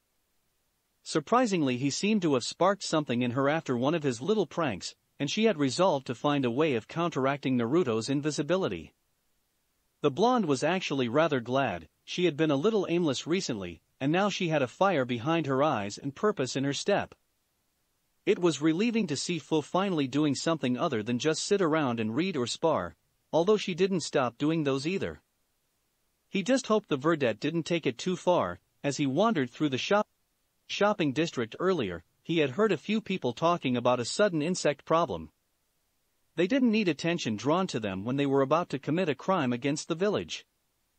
However, it did spark Naruto's own curiosity about how the girl might go about finding somebody who couldn't be seen, smelt, or heard. He had also kept his promise and taken Fo to meet Karabi. He couldn't say the two were instant friends, but they seemed to have an understanding. Karabi knew never to stray too close to her past, and in turn Fo never commented on her annoyance with the way the older Jinchuriki talked. Karabi had offered them both a few pointers on controlling their Bijou chakra, however they had both declined. Naruto felt uncomfortable taking the Kyuubi's chakra when he was finally starting to see some change in the fox. He wanted to build a better foundation in the relationship between them before he went after anything like that. That was if he even needed it. The Sage of the Six Paths defeated the Jubi under his own power. Naruto had his goal already in mind. Fo on the other hand already had experience with her inner power. She just didn't want anything to do with it anymore. Taki had controlled her and the creature inside of her for too long. She would become strong under her own power, not on what she borrowed from somebody or something else. Other than that, the last week had gone rather well. They all seemed in high spirits, although Naruto would emphasize seemed. He had noticed something was up with Shizuka lately, which was why he was currently up on the roof of the temple with her, lying back on the ceramic tiles and staring up at the sky. They had both sat in relative silence for the last 5 minutes, just content to allow their eyes to roam between the various pinpricks of light. How many do you think there are? Stars, I mean. It had been so quiet that Naruto was nearly startled when Shizuka suddenly spoke up, her soft melancholic tone affirming his suspicions she was not as happy as she appeared. He didn't turn, just kept his eyes up at the darkened sky, mostly focused on the intense white disk hanging up there. I don't know, but I bet people have tried to count them. Shizuku absently nodded, her eyes not straying from the sky either. I still can't believe how beautiful it looks. Naruto smiled softly. Shizuku really hadn't been happier than their time in Kumo. Being able to see the sky as opposed to dreary rain clouds was still just amazing to her now, as it was the first day. You know, sometimes I still think that, even after all these years. It was true, there was just something peaceful about the sky, to look up at it and know that everybody else in the world saw the exact same stars, the same moon, the greatest equalizer. Do you think I'll always have this curse? Naruto sighed, suddenly realizing why Shizuka seemed so sad recently behind her happy demeanor. She was worried about leaving Kumo, returning to her place under the clouds where it could rain on her again. She didn't want the sky to be taken away from her now that she had a taste. No. Shizuka sat up and looked around, a little surprised at the firmness in Naruto's tone. It was so definite, so certain. The blonde also sat up, turning to Shizuka with a small but confident smile. What makes you so certain? Her voice was quiet, unsure, contrasting greatly with Naruto's more secure tone. The blonde just smiled as he got up and moved closer to the girl, sitting back down with an exaggerated sigh. Remember the promise I made to you? He turned with the most brilliant and genuine smile Shizuka had ever seen on his face. I never go back on my promises. One day you will be able to look up at the sky whenever you want and see the stars, or the sun. He turned back to the sky, the smile settling down, but not losing any of its previous energy. Hell, if I have to, I'll just take you to Kaze no Kuni. Even if it rains, you'll just be doing the residents a favor. They both chuckled at that, Shizuko finally gaining some confidence in herself, but more importantly, in Naruto. Thanks, Naruto. The blonde just waved her off sheepishly, his smile becoming slightly more embarrassed. He still didn't do well with positive interaction with people. It's no problem, you're my friend. He was surprised when Shizuko grabbed his head, tuning it so she could look him in the eye. She hesitated for a moment as his faintly glowing purple orbs locked gazes with her own before shaking her head quickly and smiling. No, really, without you I would still be in that bandit camp, or sold off to some slavers. She shuddered a little as her features once again became melancholic. Or worse. Naruto just lay a comforting hand on her shoulder which instantly brought her back around. But you saved me and showed me things I never believed I would ever get to see. Her smile became a grin as she made a sweeping gesture to the sky. Case in point. They both chuckled again before Shizuko brought Naruto's head back around to face her. So, thank you, Naruto. With it she leant forward and planted a small chaste kiss on his lips. When they parted, both their faces had a tint of red in them, and Shizuko was smiling lightly. Naruto was a little dazed by the contact, which made the violet giggle as she got to her feet carefully and climbed down. Naruto spent another 10 minutes up on the roof just thinking about things, not even noticing the absent smile playing across his lips. Chapter 23, Lightning 4. The darkened and quiet back room of a small inauspicious temple somewhere near the usually bustling center of Kumogakure, a single pair of glowing Rinnegan eyes cracked open. They appeared out of seemingly nowhere, just floating there at the center of the room, as if suspended by strings. It was only the faintest ripple across an almost invisible surface that gave any sign they were attached to a body of any kind. A set of shining white teeth appeared in grin that would put the Cheshire Cat to shame as the air rippled slightly again. Through his clone's eyes, Naruto observed the area where he knew his actually body was. He was more than pleased to say that his chakra signature was completely gone, as if covered by some insubstantial screen. In fact, even with his Rinnegan, he was sure he would never spot himself unless he knew exactly where to look. At least he hoped that was the case, as he planned on taking the artifacts tonight. If everything went to plan, he would sneak into the Raikage office, a daunting task in of itself, find out where the sage's possessions were kept and quickly leave Kumo with it. Hopefully he could do all of that without being detected long enough for he and his friends to leave the country, or at least the area around Kumo, safely. Fu and Shizuku, along with a clone of Naruto, had left the village earlier in the day. Luckily it had been enough to fool the guards, as they were less concerned by people leaving than those that might be trying to break into their village. They hadn't been all that happy with leaving Naruto in the village alone, especially Shizuku, but without being able to perform the invisibility technique they couldn't offer much aid anyway. Shizuku had been especially worried for him, he had noticed, her gaze constantly flickering to him as they left. Ever since the kiss up on the roof almost a week before, things had become, not awkward, but different between them. They started to read into actions that before had seemed perfectly normal and innocent, and Naruto had begun to overthink just about everything when it came to his purple-haired companion. Even so, he had ritualistically cleared his mind of all distractions tonight. He would need it for his technique. He found that the use of his camouflage technique was surprisingly dependent on his emotions, as they directly tied in with how agitated his chakra was. The thin shroud around his body needed to remain near the perfect angles to properly refract the light, so any slight disturbances could give him away to any sensors or those with a keen nose. Another problem that might give him away was sound. However, he had been practicing his ability to remain silent and, as a monk, he was rather proficient at it. His main concern would be his Shikuja that, despite Fu's protests and concerns, he had insisted on taking with him. The jingling of the rings alone proved it wasn't the stealthiest tool, but it would be useful as a suppressant if he was actually caught. Anyway, Fu wouldn't have been able to carry it out of the village with her all the way to their rendezvous point, even she lacked the chakra for that. Of course, Naruto had conveniently not reminded her that his clones shared his ability to use the Preta path. Naruto stepped out of the temple, the darkness of the moonless night casting the village around him into shadow. He wore a long shapeless cloak over his usual clothes. The technique was much easier with less angles to work with in the form of his arms and legs. The hood was pulled up over his face. Just in case his technique failed, he didn't want to be recognized. He also wore a mask over the lower half of his face to again try and smooth out any angles on his body. Boidogakure no Jutsu.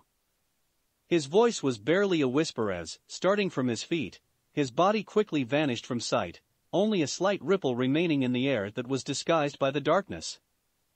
His trip through the village was uneventful, if not highly nerve-wracking. He had tested his jutsu a few times on Fu and Shizuku, but there was a large difference between them and skilled jounin. He stuck to the streets in case he were to have a run-in with any roof-hopping shinobi out late. While it provided him with better cover, it meant his trip was slow-going. He at least didn't have to deal with any crowds. Kumo had a strict curfew enacted after midnight.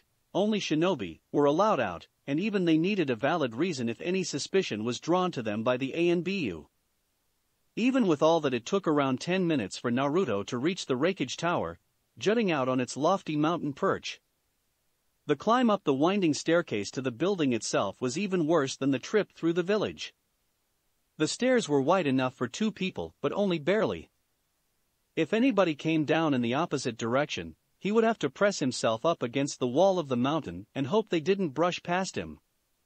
He might have tried to climb straight up the mountainside, but he didn't quite trust himself to keep his invisibility jutsu up while surface clinging, at least not yet.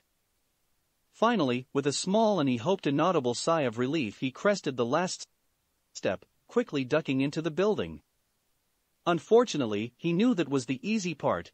Now he actually had to infiltrate Akage's office, undetected. His progress through the tower was slow going as he was forced to skirt around a few shinobi and office workers on their late shift. However, he finally reached the door to the Reikage's office. It said as much in large golden lettering printed on the door. To the right of the office was a small but tidy desk. A large stack of what seemed to be completed paperwork lay to one side while a woman's head occupied the other. She was a woman in her late 20s with the dark skin that was so prevalent for Kumo and contrasting silver hair. Due to her position passed out on the desk, Naruto couldn't make out much more than that about her, but the small name placard on the desk read Mabui. Obviously, she had been working late to complete all the paperwork and had fallen asleep right there at her desk when she was finished. Naruto didn't mind, it just made his job easier as he quickly slipped inside the office, softly closing the door behind him without so much as a click. He turned around only to nearly cry out in surprise, nearly biting down on his tongue to quell the potential giveaway. The Reikage was sat at his desk, grunting with each rep on his barbell, as his other hand hastily scribbled across various forms on the desk. Naruto breathed a small and once again silent sigh of relief that he hadn't been noticed. Looking around, he noted the fact there were no ANBU in the room. He found that strange. Even though it was the Kage, the strongest person in the village, he would have thought the man might want some protection. Was his ego that large? The blonde just slowly skirted around the back of the room, making absolutely sure he was making no sound whatsoever. The brawny man at the desk didn't seem to notice anything amiss. Naruto hadn't gone into this blind. He knew very well the prowess of the Yondaime Reikage. He was the current fastest man alive now that the Yondaime Hokage was dead. He was supposed to be peerless in taijutsu and speed, and his lightning cloak was said to make him nearly invulnerable to harm, even from most wind attacks, despite it being the superior element in the cycle. Naruto had no misconception. The man before him could crush him before he could even realize what was happening, which was why the element of surprise was so important. Slowly, slower than he had ever moved in his life, the young blonde crept up behind the enormous Kage, gently raising his shikuju in front of him, base level with the dark-skinned man's neck. And just like that, it was over. He gently tapped the man's neck with the base of his staff. The Raikage eyes lit up in a mix between alarm and rage before rolling back as he slumped forward onto his desk.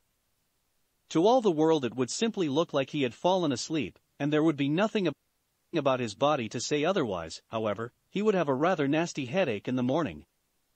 Naruto's body slumped forward as all the tension left him. That was a stressful situation he would rather not repeat. The man must have been seriously overworked or tired at the moment, because Naruto just couldn't believe he had just pulled off that he had. Before his ego could swell any, he quickly reminded himself of why he was here, moving to the back of the room where a row of filing cabinets lined the wall and quickly disabling the seal guarding them. Hurriedly skimming along them with alert and anxious eyes, he stopped, nodding once before pulling out the S cabinet. He flicked through the many manila folders he found until finally pulling out the one marked Sage. He scanned the document as fast as he was physically able, not wanting to be in this room for any longer than he needed to be, committing most of it to memory as a frown passed over his features. He slipped it back in where he found it and silently shut the cabinet, thankful it moved without squeaking. He cast one more curious glance around the spacious office, noticing with an amused smirk that two of the windows that overlooked the village were smashed in, seemingly from the inside. He had heard rumors of the Raikage's eccentric manner of leaving rooms, but he hadn't really believed them before now. He made his way over, looking out over the peacefully dozing village with a small smirk. He just shrugged his shoulders once before launching himself from the jagged hole, suppressing his urge to cry out in exhilaration. Another stealthy walk through the village and Naruto found himself staring at the tightly locked entrance to the museum. Apparently Kimono thought they were safe in the knowledge the artifacts on display were fakes. The real ones were actually kept in an underground storage facility beneath the museum. Unfortunately for Naruto, that only meant one of the artifacts, the Kahaku no Juhei. All the others had been lost to Kimono with the defection of Ginkaku and Kinkaku, Kimono's gold and silver brothers. He didn't know much more than that, about the artifact's location or the brothers, because their files were in a different cabinet and the blonde had felt he was pressing his luck as it was. For now, he would look for information on the two elsewhere, and instead focus on the remaining treasure Kimono still possessed.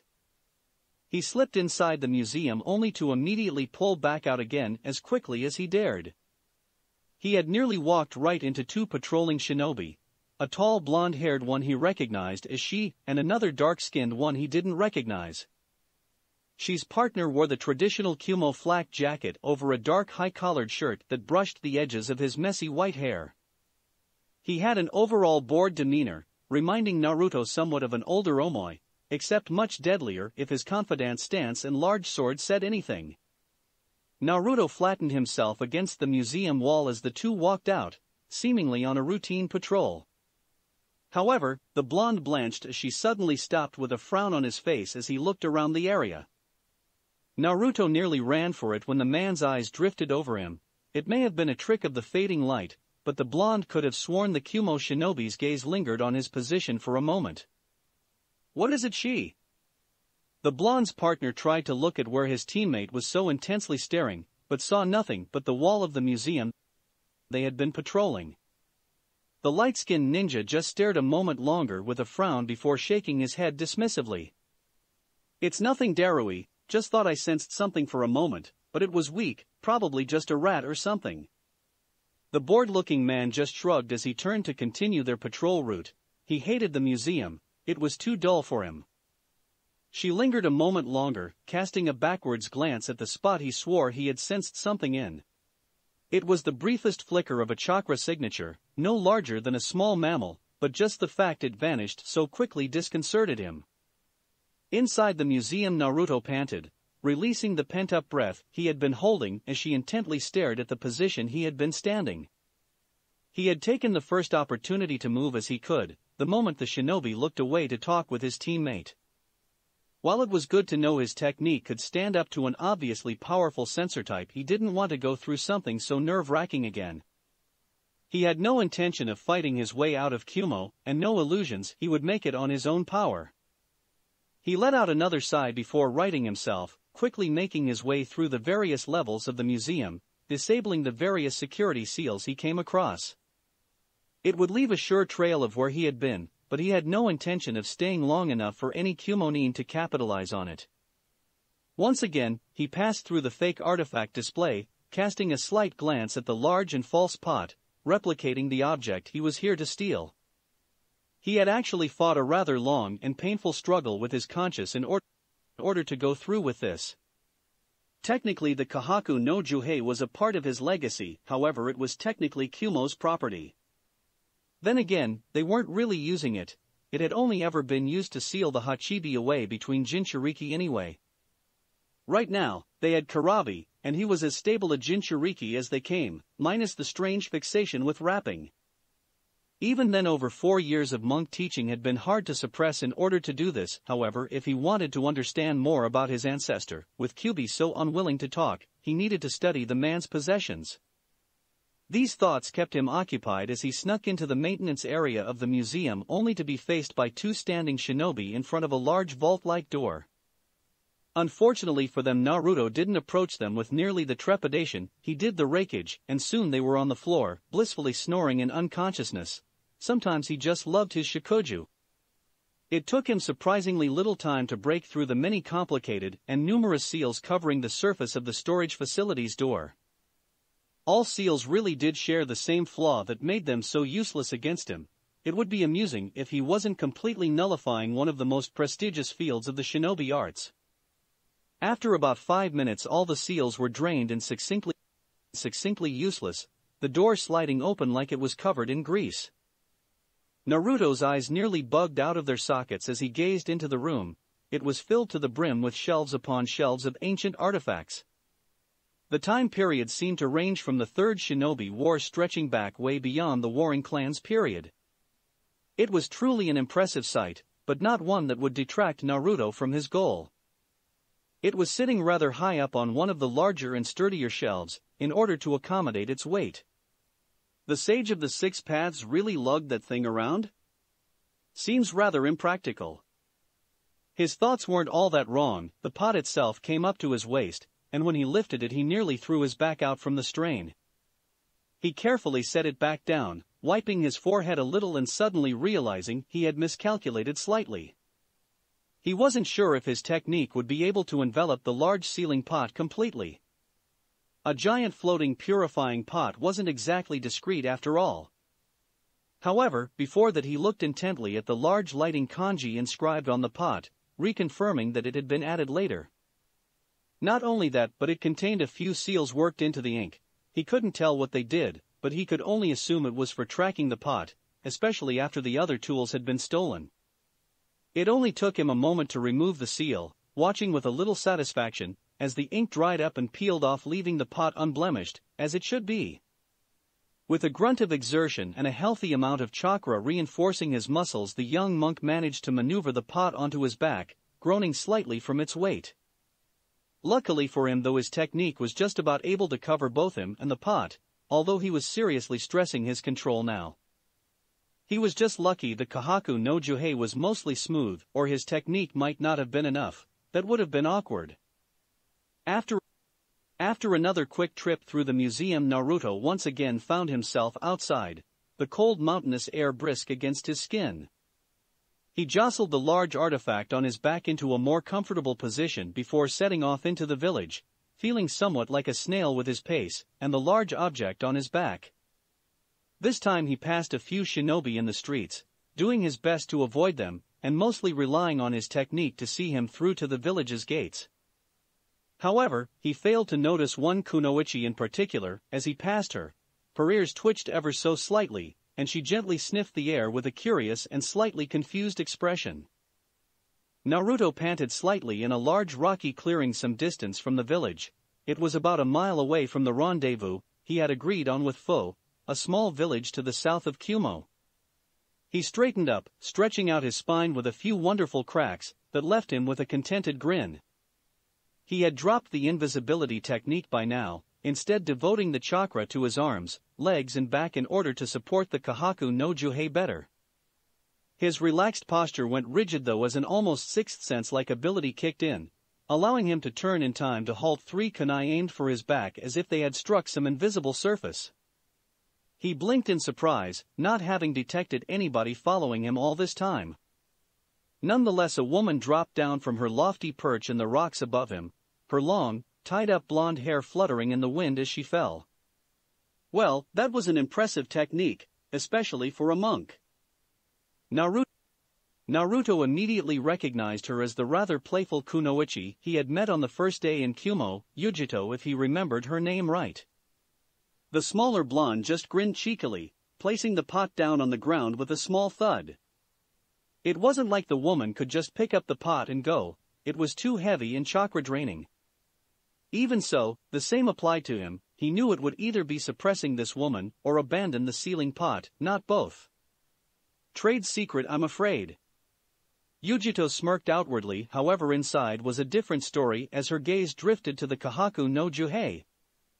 She had followed her instinct on a hunch, her enhanced hearing picking up very soft footfalls from where she couldn't see anybody walking. There was also a scent she could detect, but it was almost like somebody was suppressing it like one might their chakra, which just sounded ludicrous. I guess I'll have fun working the answers out of you. She licked her lips seductively in an attempt to throw the boy off a little. Disappointedly, it seemed he wasn't affected at all, he was all business right now. Naruto just grinned, slowly gathering his chakra around him in preparation for anything the woman could throw. He just hoped there wasn't any backup waiting. You can try. Along that same line of thought, Yujito now wished she had brought backup. She always was too brash for her own good, as Darui-sensei would tell her.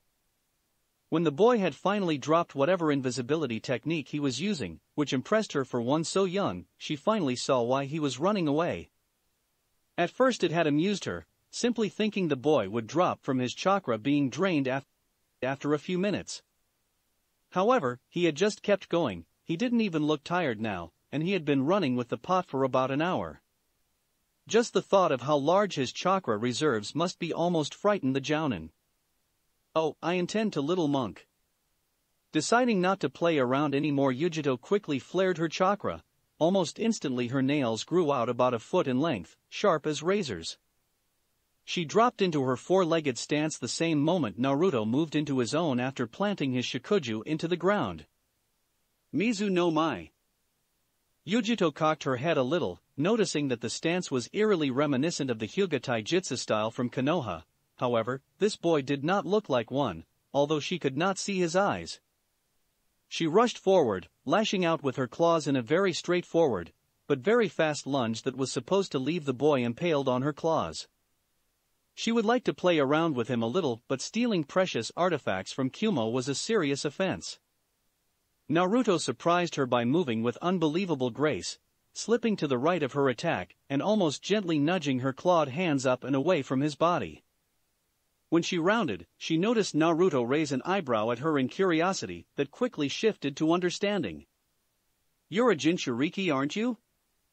For the Nibi, right? Yujito faltered in the attack she was about to perform, looking at the young blonde incredulously. She quickly shook her head of the surprise. Her status wasn't exactly secret in Kumo, at least to the shinobi, and if this boy could find out where the Kahaku no Juhei was kept, he could quite easily gain information like that. She recovered in time to launch a quick offensive, this time being more measured in her movements.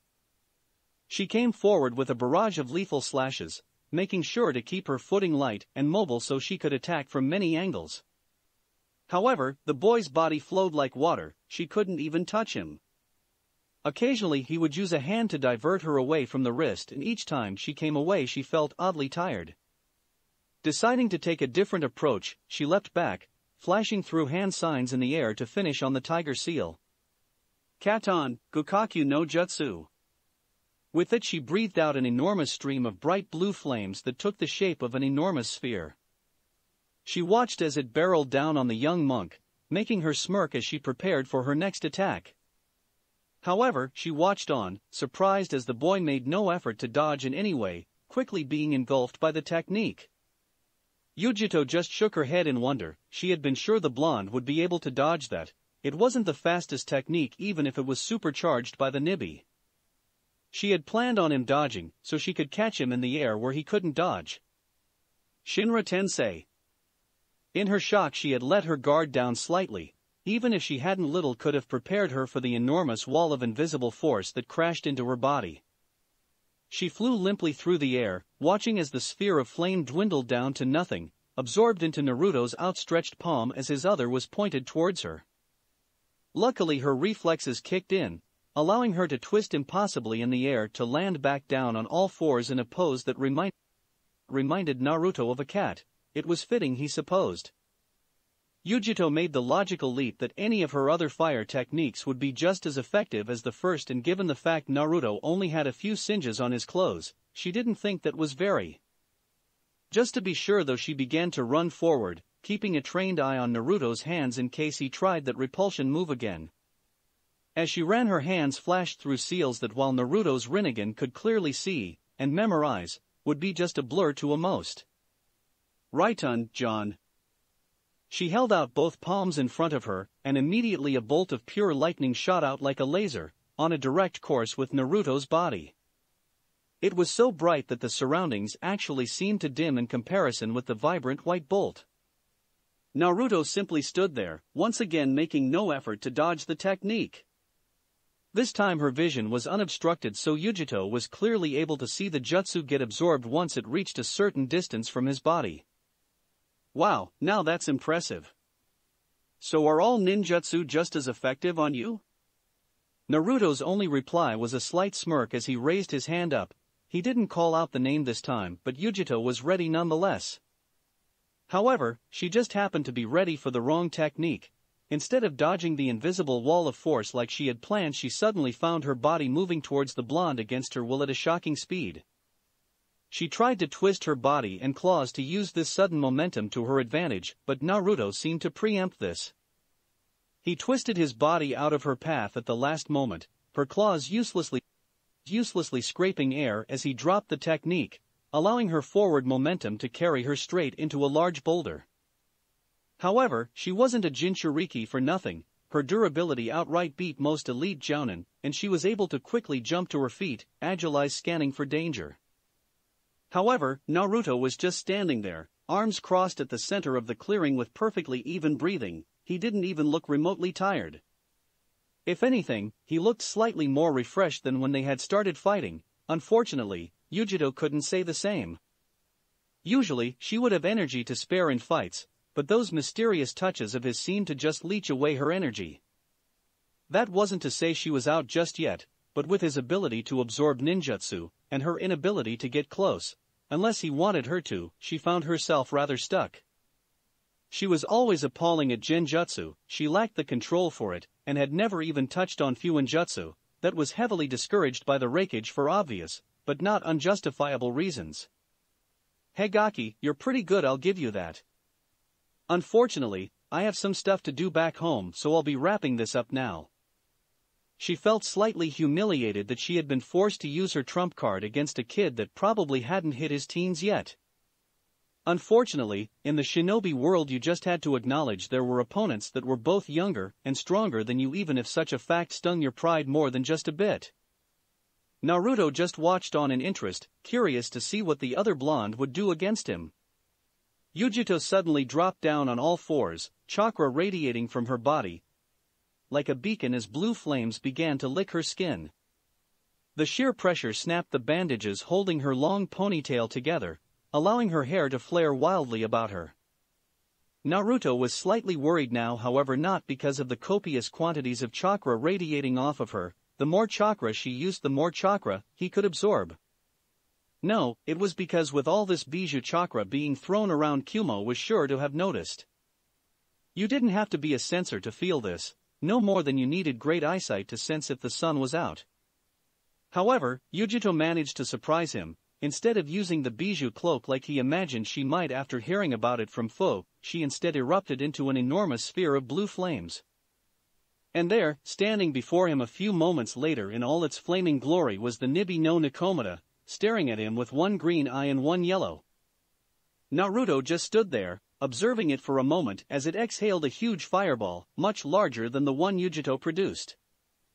Of course, Naruto just stood there and took it as chakra. No matter where it came from, or how dense it was still chakra.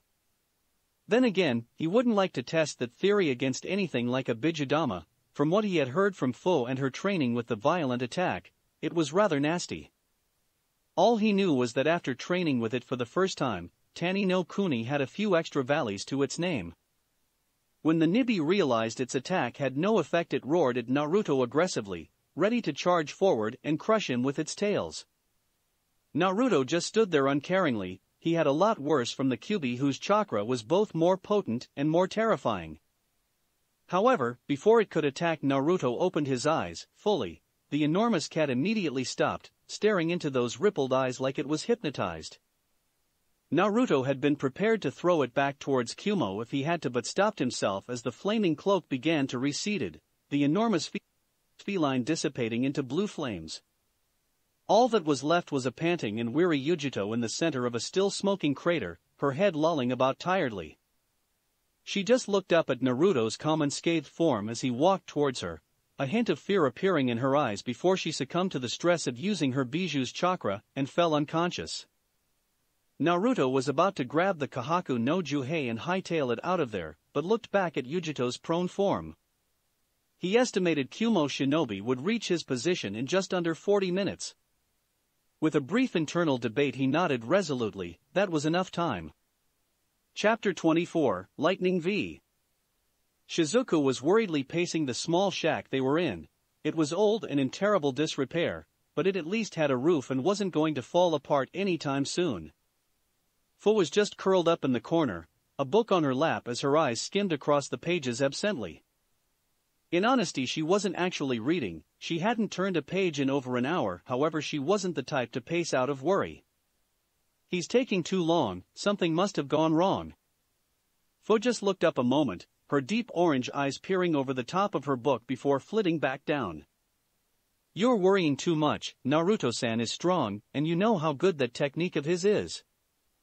Shizuku nodded with a frown but didn't stop pacing. Her footsteps seemed to fall in time with the rain outside, pattering lightly on the wooden shack. But what if something went wrong? Or his control slipped? Or somebody bumped into him? Or Kimono has some really powerful sensor type. Or she stopped when she felt a hand on her shoulder. Fu had moved across the room without her even noticing, her book conspicuously absent. Naruto-san is strong. Her eyes were steady and determined. It was a wide leap from her usually expressionless mask. Shizuku had noticed that the only times Fu seemed to gain any kind of emotion was when she was talking about Naruto or a book she was particularly interested in. The violet nodded again sadly. No matter how confident Fu's words were, she would always worry about Naruto if she could. Well, I might not go as far as strong, but I do my best. The two girls spun so quickly Naruto feared they might have left burn marks in the floor. He was standing there, dripping wet, with the Kahaku no Juhei by his side and a sly smirk on his face. Naruto-kun. He suddenly found himself bowled over by a flying purple blur that left him in a heap on the floor with an excited and relieved Shizuku straddling his chest. Wow, what a warm welcome.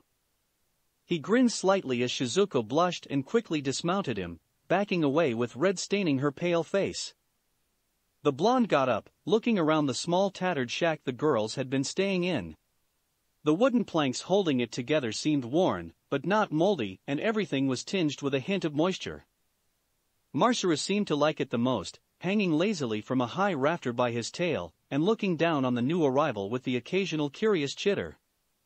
So, this is the Kahaku no Juhei? Fu looked at the large stone pot curiously, briefly wondering how Naruto had managed to lug something this large all the way out here from Kimono.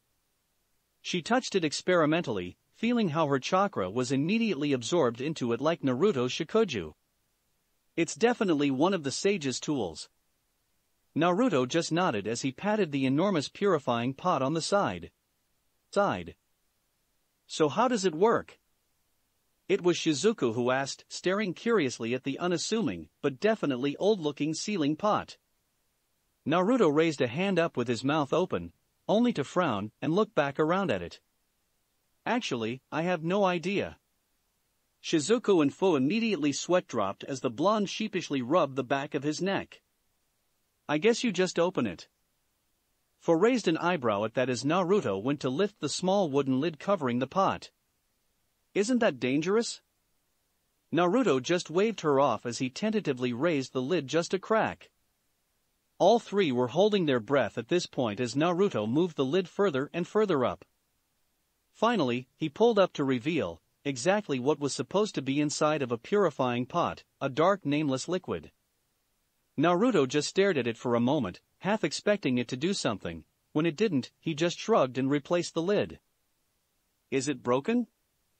Shizuka was curiously looking over the large stone container, careful not to touch it though. She had learned that she had larger than normal reserves for her age, but nowhere near enough to hold Naruto's staff for more than a few minutes. Again, Naruto just shrugged. He probably should have learned how the pot worked before taking it. That was an error in hindsight.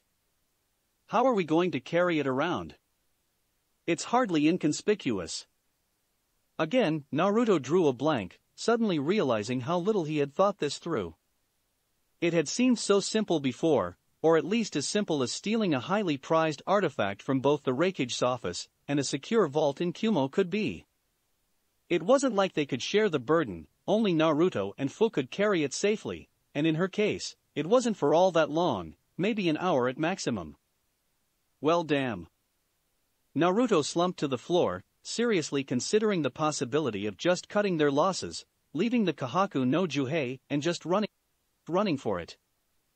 He was sure by now Yujito would have woken up, and that meant they knew who had stolen the artifact and would be scouring the area for them. In a fit of frustration, Naruto smacked the pot with his staff, only to join Fu and Shizuku in watching amazedly as the pot shrunk before their very eyes. The stone seemed to contract on itself, any slight cracks that had been there before fading away as the entire artifact condensed into a small pot that might fit in somebody's palm, the thick white rope now better resembling string. Well, that's convenient. Naruto just blinked as it suddenly made a lot more sense for the sage to carry this around as opposed to its hulking counterpart. It made him wonder if the other artifacts had different forms they could turn into. It made him look at his staff appraisingly. Fu just nodded with a skeptical eyebrow, wondering where that fit of luck came from. Suspiciously so. Naruto just shrugged with a pleasant smile, picking the now considerably smaller pot up from the floor. Right now, it didn't look all that special. Kumo certainly wouldn't recognize it, which was a plus. Hey, don't look a gift horse in the mouth. He quickly fixed the pot to his belt, hanging it by the white string which was just about long enough to keep the priceless artifact secure. Strangely, even with its reduced size, the chakra it tried to draw from him was exactly the same. It would still be unsafe for most to hold, never mind use. He looked up with a grin. This made things a lot easier for them. Well, that's one problem dealt with, but we should probably get going. Kumo's going to be scouring this village in probably a few minutes. Fu's eyes widened at that. She had expected a response from Kumo with one of their most precious artifacts stolen, but not so soon. You were followed? Naruto just nodded with a sheepish grin, already heading for the door. He smiled when he noted the Kahaku no Juei didn't hinder his movement at all. However, like with his Shikuju, he was having to use the Preta path consistently so it didn't slowly drain him of chakra. It's a long story, I'll explain on the way. And with that the trio took off into the rain, making their way south as fast as they could go. Naruto was sure there would be Kumo Jounin faster than them, especially with Shizuku. But without them knowing where they were going exactly, they would have to spread out and search, slowing them down considerably. His only problem would be if a sensor picked up his trail, which was why he was using his Boidogakure technique on and off to confuse any would-be pursuers. They reached a small coastal town on the south shore of Kaminari no Kuni around an hour later, stopping atop a large hill overlooking the shore.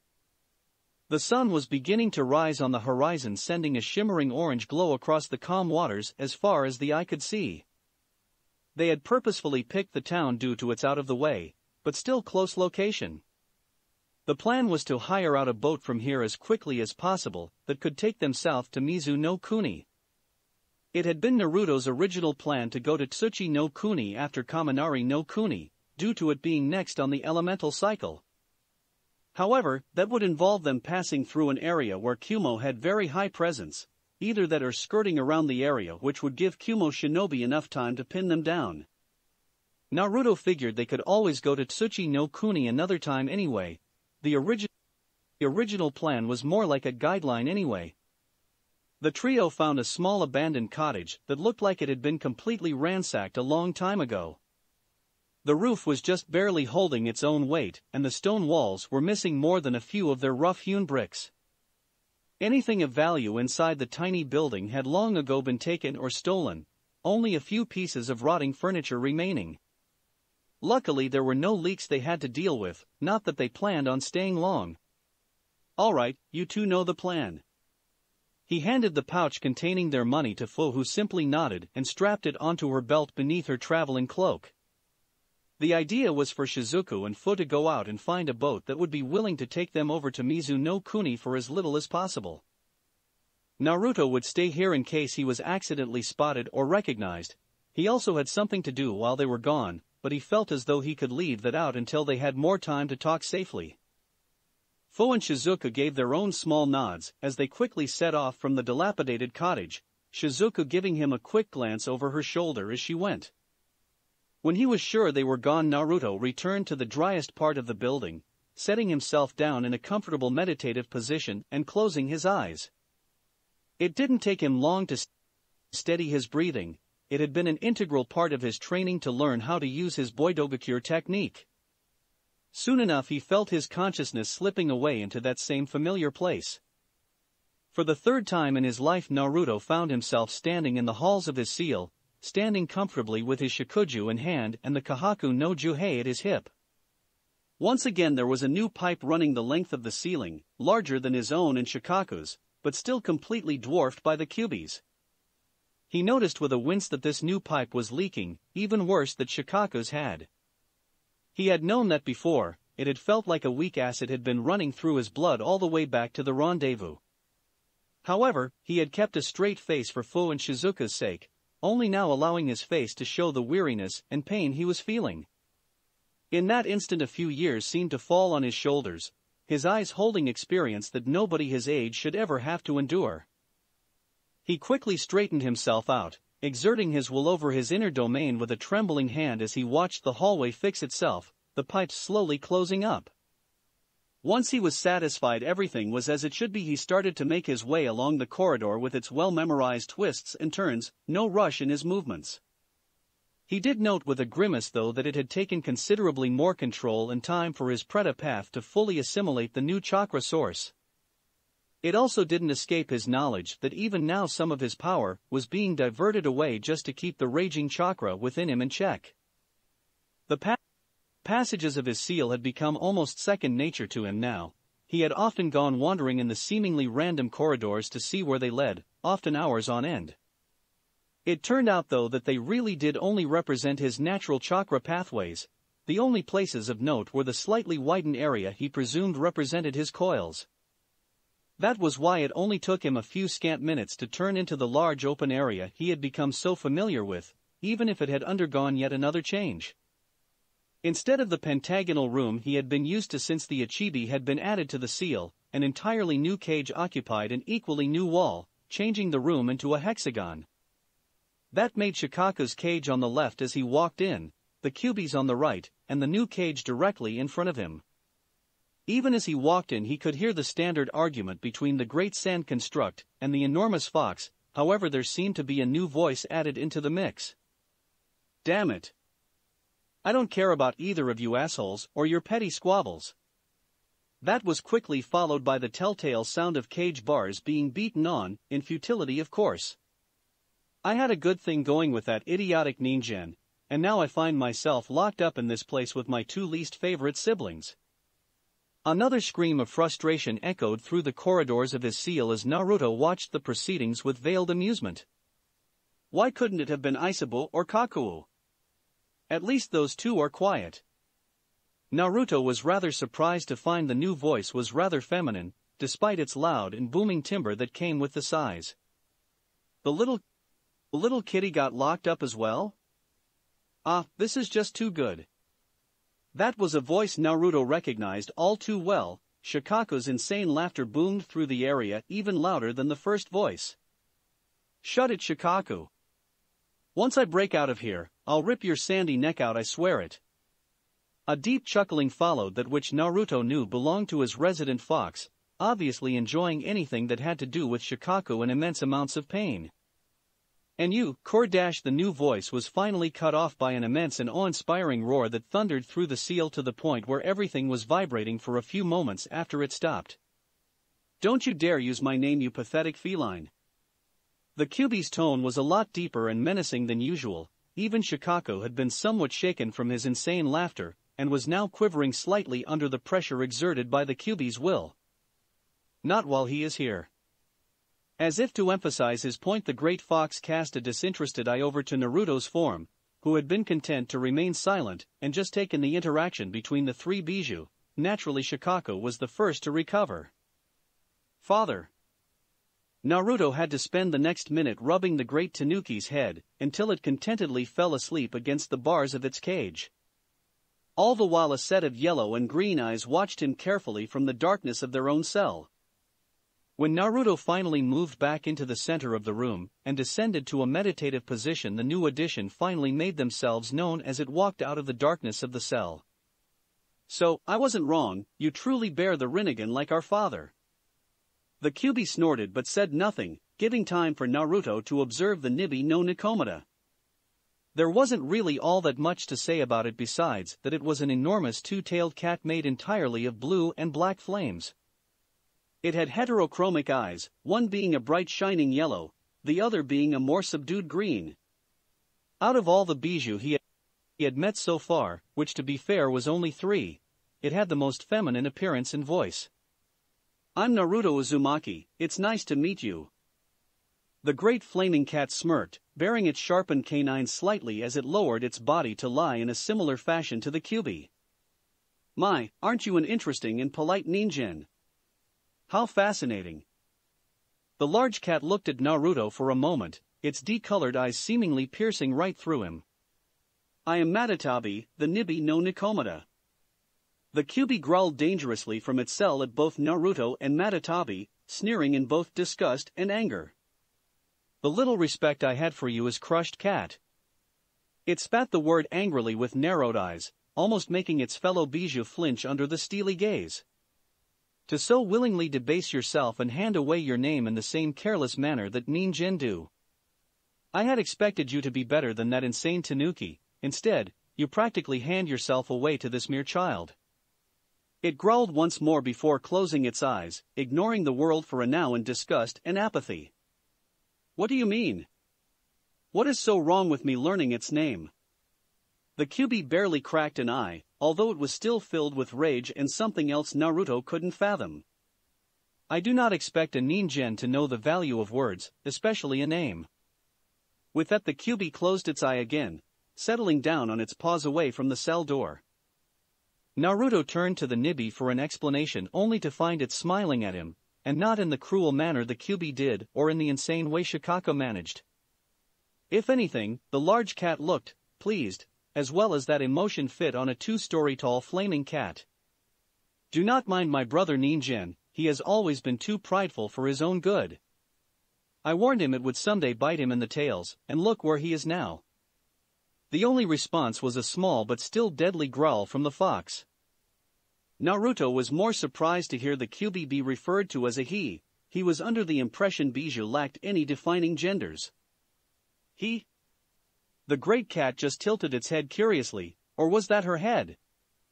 "We may not have gender, little ninjin, but we certainly gained aspects of both our father and our progenitor.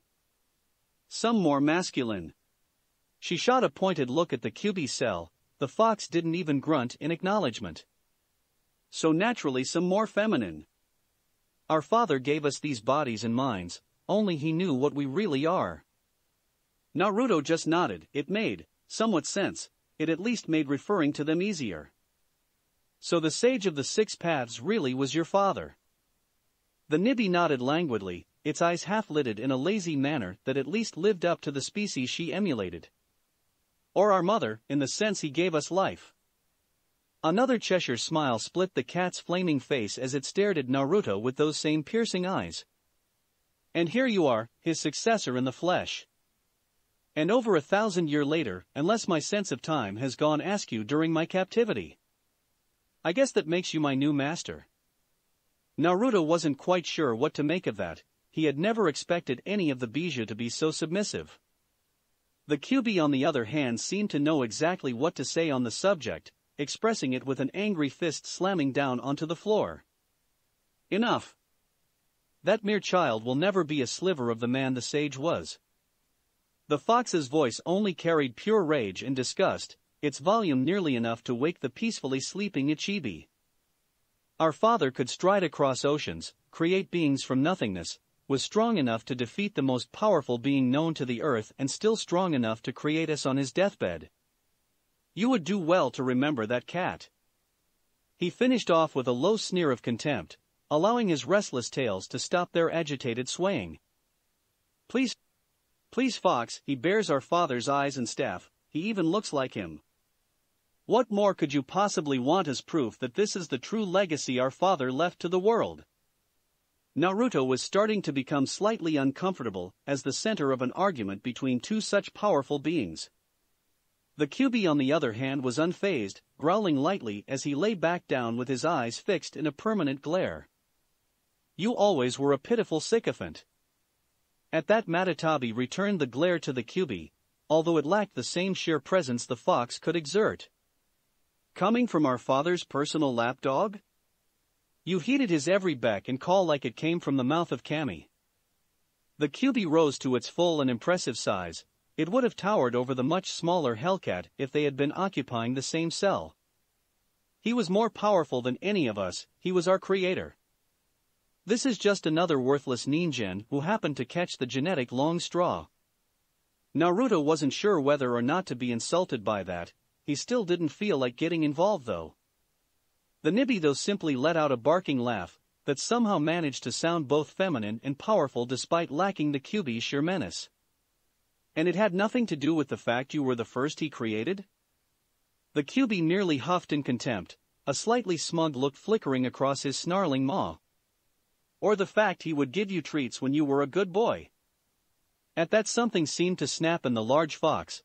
His eyes grew cold and filled with fury as he once again rose to his full height. You think you are able to speak so insolently because of these petty bars? Bars? Despite lacking the previous volume his rants had before, the Kyuubi's quite rumbling tone lacked none of the menace. You are nothing compared to me. He launched forward, slamming his full weight into the previously unyielding bars that represented the seal. However, to Naruto's immense fear, the great steel bars actually bulged out slightly under the strain. The addition of the Nibi had weakened the seal temporarily, at least enough for the Kyuubi to do this much. Enough. A dead quiet descended over the large room as two sets of enormous eyes turned to stare at the young blonde who had the balls to interrupt an argument between Bijou.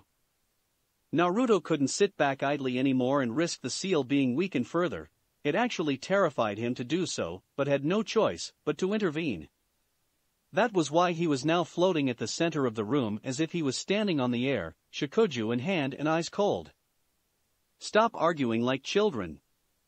The Kyuubi glared at the boy, his lips pulling back into a vicious snarl as he was about to angrily bark back. However, Naruto simply leveled his cold, unyielding gaze at the mighty Bijou, using all his willpower to simply maintain eye contact with the enraged fox. The Nibi simply watched this with awe, not having seen anybody, but their father stare down the most powerful of the nine like that. Eventually the Kyuubi snarled once before laying back down, closing his eyes in apparent indifference and dismissal, allowing Naruto to let out a relieved breath. Naruto calmly turned his gaze to the flaming Hellcat. This time she actually did flinch slightly, remembering a time when somebody else looked at her with that exact same gaze. It took a lot less time for the lower-tailed Bijou to relent, weakly lowering her head in submission and respect. In those few moments it was like the sage himself was looking out of Naruto's eyes, and she returned to the easily swayed kitten she had been at the start of her long life. I'm sorry too, San. Naruto blinked away his surprise at the title before allowing a kindly smile to pass over his features. The enormous cat almost visibly relaxed at that. Some of the best moments in her early life had been preceded by that very same smile. It naturally calmed her. "It's all right." He gently floated back down to the floor of the room, quickly settling into a seated position, as the Nibby did the same with her two tails swaying slowly behind her in perfect sync. Naruto was about to fade away from the seal when a thought struck him, or more accurately a certain pot dug into his side uncomfortably. "Matatabi?" The flaming cat looked up in interest. She hadn't been addressed by her actual name in a millennia, literally. Her last container, Yujito, was friendly, but she only wanted her power. She had not earned the right to know her name. "Yes, Tusan?" Another irritated grunt emerged from the Kyuubi cell, but he didn't say anything thankfully. Naruto wasn't sure he had the willpower for another staring match with the most powerful creature in existence. "You wouldn't happen to know how the Kahaku no Juhei works, do you?" Surprisingly, the large flaming cat nodded, almost a little too eagerly. "Father explained all his old possessions to us." Naruto raised an eyebrow at that description. All of his old tools were ways he came up with in order to defeat the Jubi. Each one failed before he eventually tried to seal its chakra within himself. Naruto nodded slowly, the seemingly inefficient and unwieldy tools suddenly making a lot more sense now. The sword, rope, and gourd were all geared towards sealing, but in a very strange and unorthodox manner that only made sense if the sage was attempting to do something that had never been done before. The Pachuhab was his last attempt to seal the Jubi before he resorted to using his own body. It actually worked, but only for about a minute. Our progenitor was too powerful to ever have been sealed within an inanimate object. It works by having the target respond to a call as you send your chakra through it. Any kind of acknowledgement works. Naruto nodded in thought. It was definitely a very useful tool, easy to use and hard for enemies to escape unless they knew how it worked. "What about the Bashin?" The Nibby nodded slowly, remembering her father showing her the large feathered fan.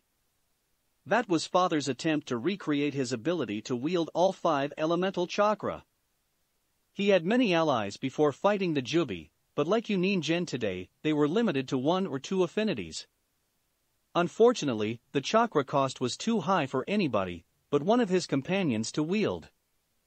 Naruto perked up slightly at that, wondering who the man who stood beside the sage and was able to wield his tools was.